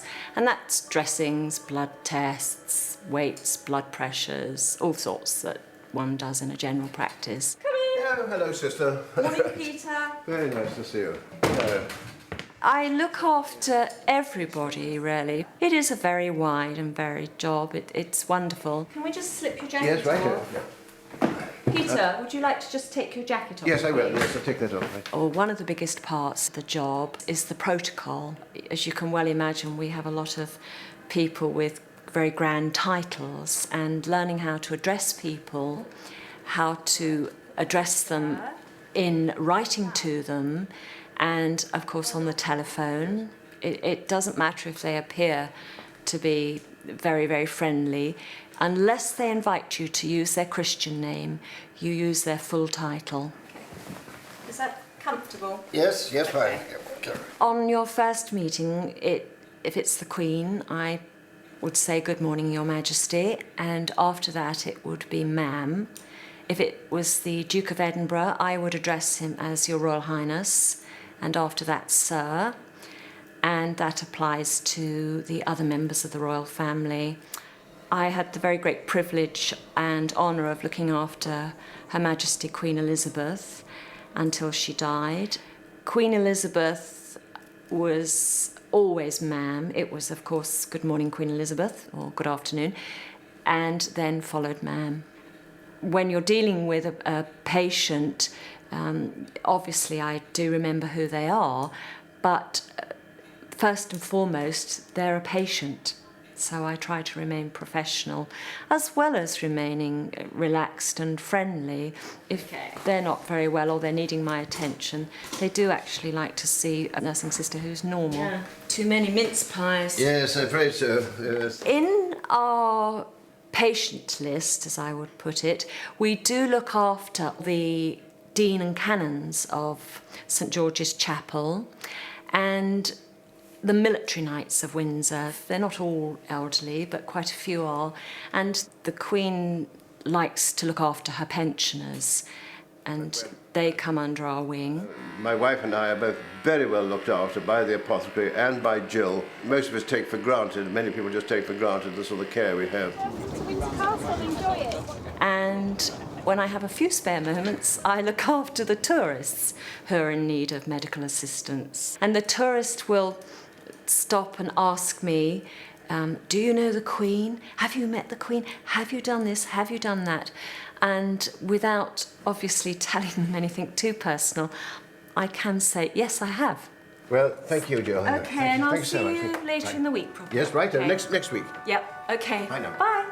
I like to think that they can come in here and not just necessarily use me as a professional person, but as a friend. But yes, it is very sociable.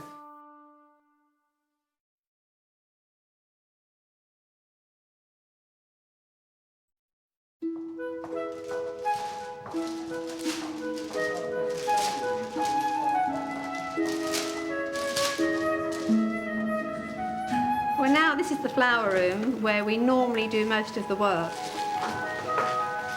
We have to set up the Queen, the Duke, any members of the royal family staying, and then the guests that are coming with them. That's for the guest rooms, and then we sort of have all the other rooms, the staterooms, where they're using, where they're walking through, where they're having drinks. So, yeah, roughly the whole castle, different entrances, wherever anybody's going, we try to put some flowers.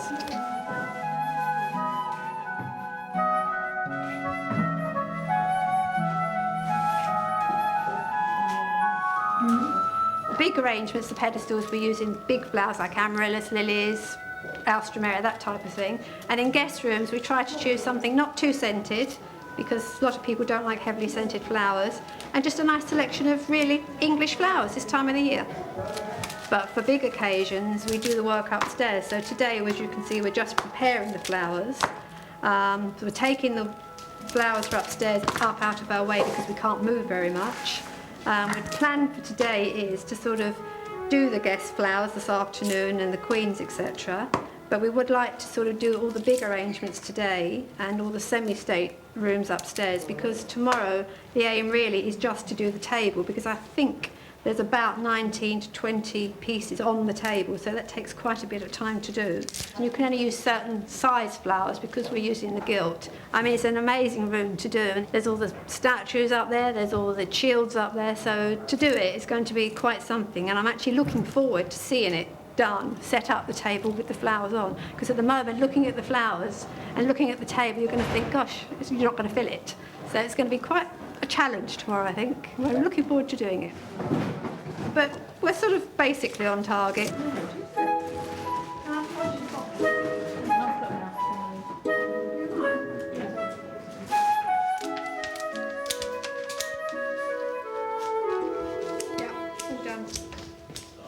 No, you got a bottle? Yes. You got a trolley? Oh, can you get it through because of the boxes? Sorry.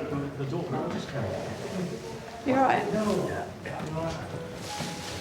The parcel to go. Thanks. You all right? Yeah. I'll do it soon.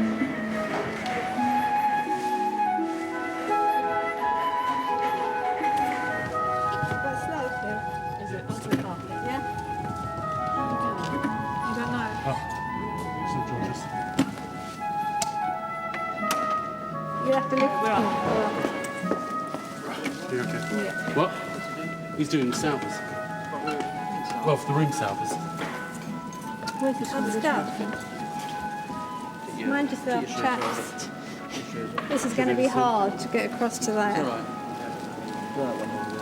Yep. You ready? Yeah. You got it? Sorry, it's dripped. Oh. If you want to stick that back in. Oh. Having fun here. Robert? Want to be a florist? Which one? No, middle. Middle. Go over. Yeah. No, the other side. All right. Perfect. In there. Yes? Excellent. Excellent. Thistle? Yes. Lovely. Perfect. Couldn't do better. Right, next one.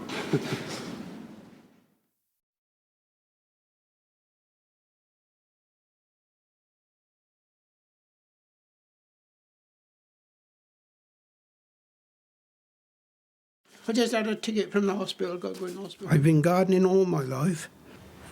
Luckily, I was appointed head gardener at Frogmore in 1977. The hardest job of my life was the last day, and I felt tears come because that's the last of my life of working. And just before I retired, I spoke to the Queen and she said, well, you're not old enough to retire yet.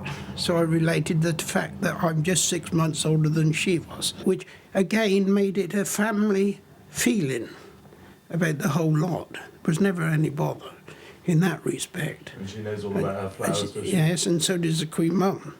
And I miss the Queen Mum still today, very much so. We hadn't been down here very long at the bungalow, which she had built, of course. Queen Mother had those built for her staff, the 4 bungalows along there. And yes, she came and it was a lovely surprise. And she came in and sat down, was as comfortable as sitting down as we are here, just like this, chatted away, all the family. Yes, very enjoyable that was.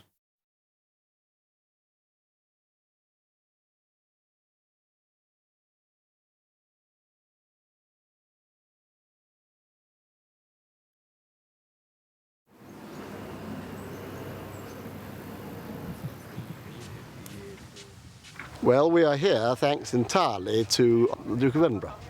And he started this club 50 years ago on this ground. It belongs to the royal family. Prince Charles plays here frequently. Prince Harry is playing this afternoon.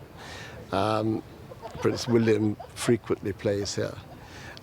We feel pretty royal.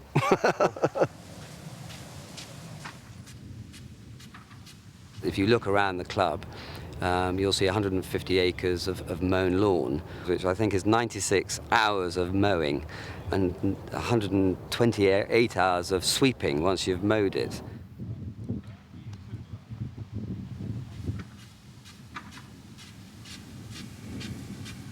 This is the only day that we have an international match played in this country, and out of respect to this day, all other polo clubs closed down.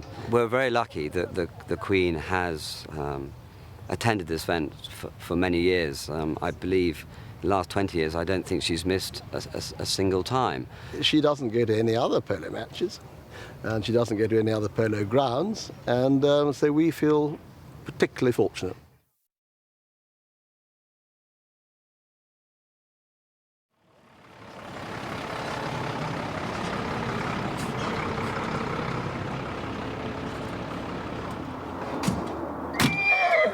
We know what we're trying to do, huh? We're trying to get the ball to pop out our side rather than their side, I think, using a bit more physical force than guile, because I think they have a little bit more guile than us. What we have to do is pick up the men early, pick up the men hard, and dominate at what I call the gain line. You know, if we can hold a line and keep them pinned in that area and keep pressure, be disciplined, the chance will come or the foul will come.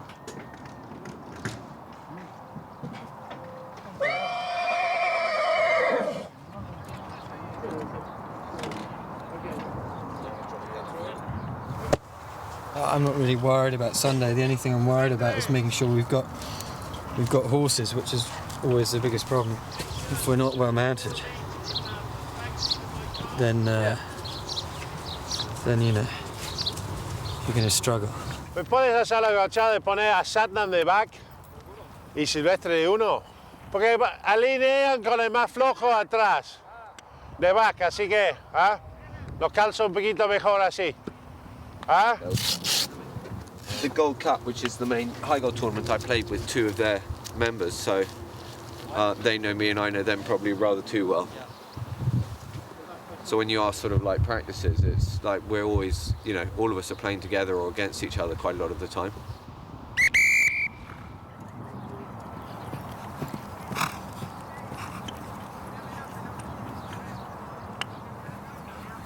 Turning up and playing in front of that amount of people, it can get to you, you know. In lots of ways, get you overexcited, get you anything. Yeah, I played in the car chair a lot myself. They're always very close games. It is to do with skill, you know. It's 4-man polo, everyone knows how to play polo. So it's the little things that make the difference.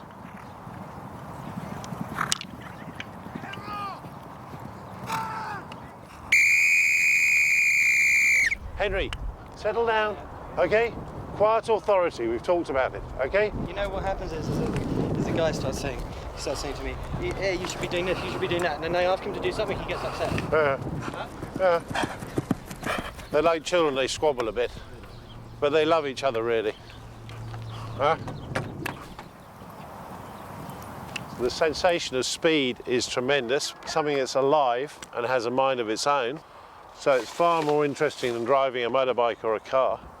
And it's a team sport, it's an individual sport. You still learn new things about the game every day. It's just the most complete sport in existence.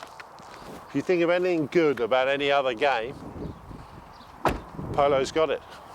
It's a team sport because if you don't all play together, you're knackered, but it's a very individual sport.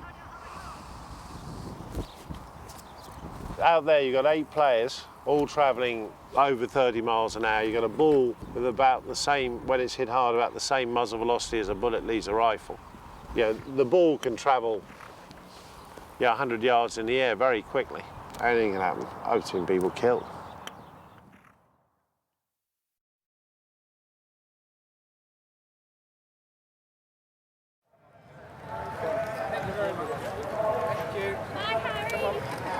Ladies and gentlemen, good morning. Welcome to Guards Polo Club at the 20th Cartier International Polo Day.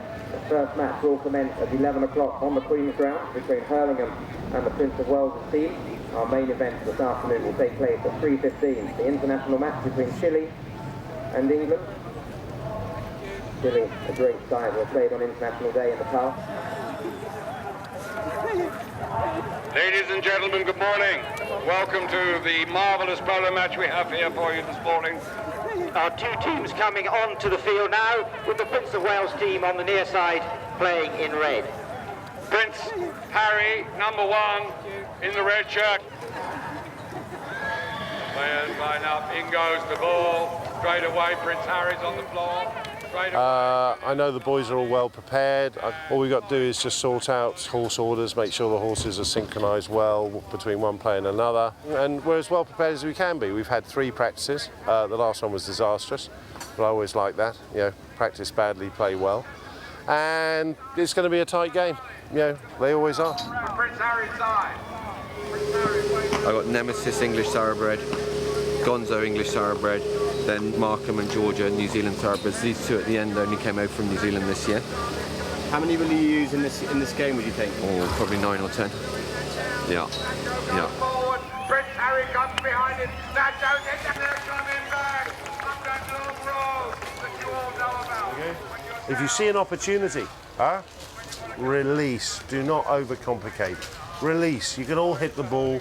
As soon as we lose the ball, we shut down. Till we get it back. Then we're back at it again, okay? The fact that there are shitloads of people here is irrelevant. This is a polo match. The fact that you're the captain is irrelevant. You're one of 4 players, all right? We're all in this together. We're all here to help each other, and we're all here to do the best we possibly can. They're going out in front. Warwick comes back. Prince of Wales is going to be the next man.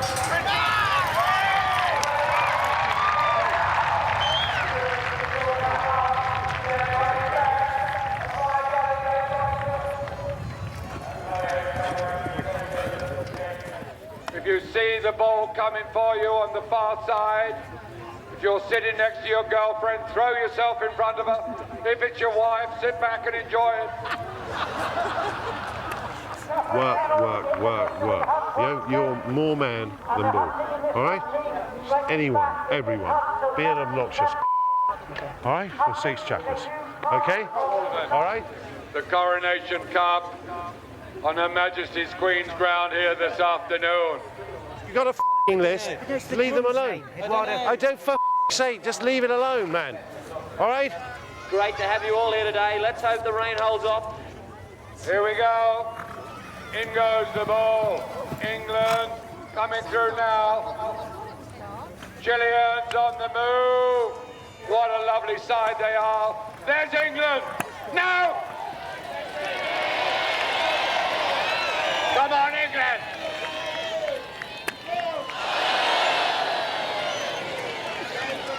The whistle goes, the whistle goes.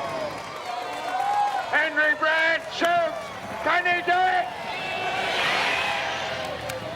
These boys are playing their hearts out for England and Chile.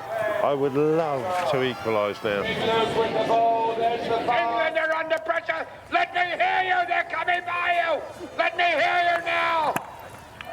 There they go. I tell you what, someone's nearly copped a Barry Crocker in the face. And it's going to be Jose Donoso with a chance to put Chile 2 goals in front. Mark, if you ask for a ball, you hit it. Jose Donoso, it's gone through the post, and Chile are now 9-7, and England have got their work cut out. Would you off? Look, I'm trying to think what I'm going to say. Alejandro Vial, who's just flown in from Chile, and what a player. 4 goals of absolute Chilean dynamite. Look at that ball. Práctico muy importante, hombre. Which means, why did you hit it there, you silly fella? Tick, tick, and the card check. We've got no class distinction in Australia. There it is, ladies and gentlemen. Chile have won the coronation cap here this afternoon. Her Majesty is going to be here, I'm sure. We play like shit, and we foul like 10,000 bastards. Mark, you have to accept responsibility sometimes for your own actions, okay?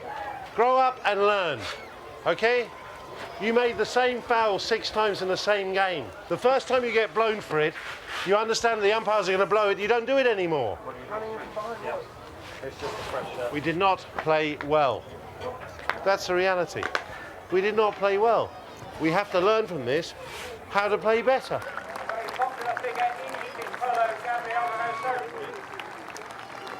How are you? How are you doing? I said that we weren't good enough, and that's why we didn't win. And we have to learn from the experience and move on from here. I think he's an extremely intelligent coach, and I think he's very good help to have him off the field. He's an all-seeing man. Do you see what I mean? He knows exactly what we need and when we need it. She's only driving. She's only driving. And that's amazing. The Queen driving out. Oh, it's outrageous, Mick. That's pretty cool, don't you think? Oh, the Queen. Seriously, that's fantastic. The Queen country is going to pop. Jumping in the car, Jaguar and driving. Awesome. Yeah, love it.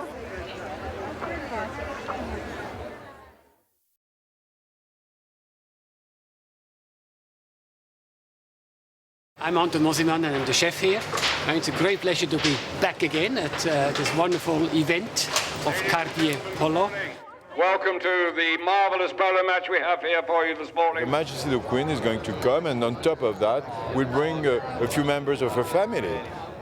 Just half done. We've been planning for the last 6 months, off and on, tastings, changing, training the staff.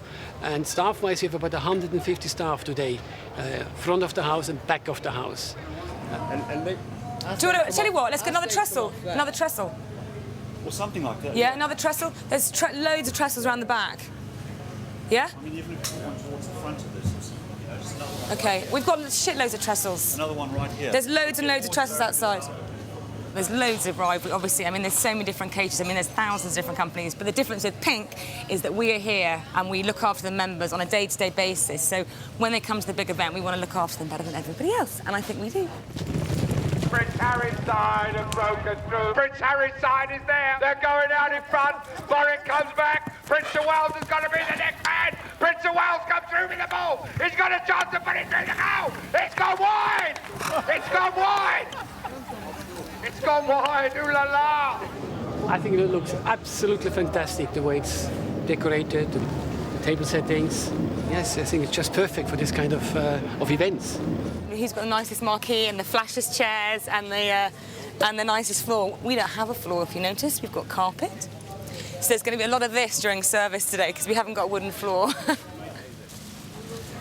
This is basically for the members of Guards Polo Club. They can all book a table in here, and there's 370 people, and they need to be fed in 2 hours. And of course the food matches the decoration and vice versa, which I think is very important. We're cooking for a lot of people today, which is making me very nervous. We've got about 370 people. We have 740 people here today, so it's a big number. And we've got 3 starters today. We've got Parma ham with crispy pancetta, which is here, which is going to have balsamic reduction and a rocket salad on top. First course, buttersquash, slightly cooked, just a baby buttersquash, and then the meat taken out and filled again with lots of other goodies like chickpeas, palm hearts, lots of vegetables, and lovely dressing with olive oil and balsamic. A refreshing, perfect first course for this kind of weather. This is potted crab, which is going to have some more salad and some crostini. And that's all coming up to room temperature. And then we've also got a soup, a chilled soup, which is not looking very interesting at the moment because it's just a bowl, empty bowl. But it will have pea vichyssoise. Main course, stuffed saddle of lamb, stuffed with shiitake mushrooms, roasted very gentle, back in the oven, and then let it set for about 10 to 15 minutes, then served with a herb crust, sweet potatoes with aubergines, and again, market vegetables. The sauce is lamb gravy, flavored with coffee beans and bit of chocolate. There's 3 main courses that we're having. This is the vegetarian option, a beautiful layered cake, which is like with peppers and ricotta and spinach and cheese. It's going to have salad. And this is going to be pea guacamole, potato salad, and there's going to be a piece of salmon on there. Organic salmon.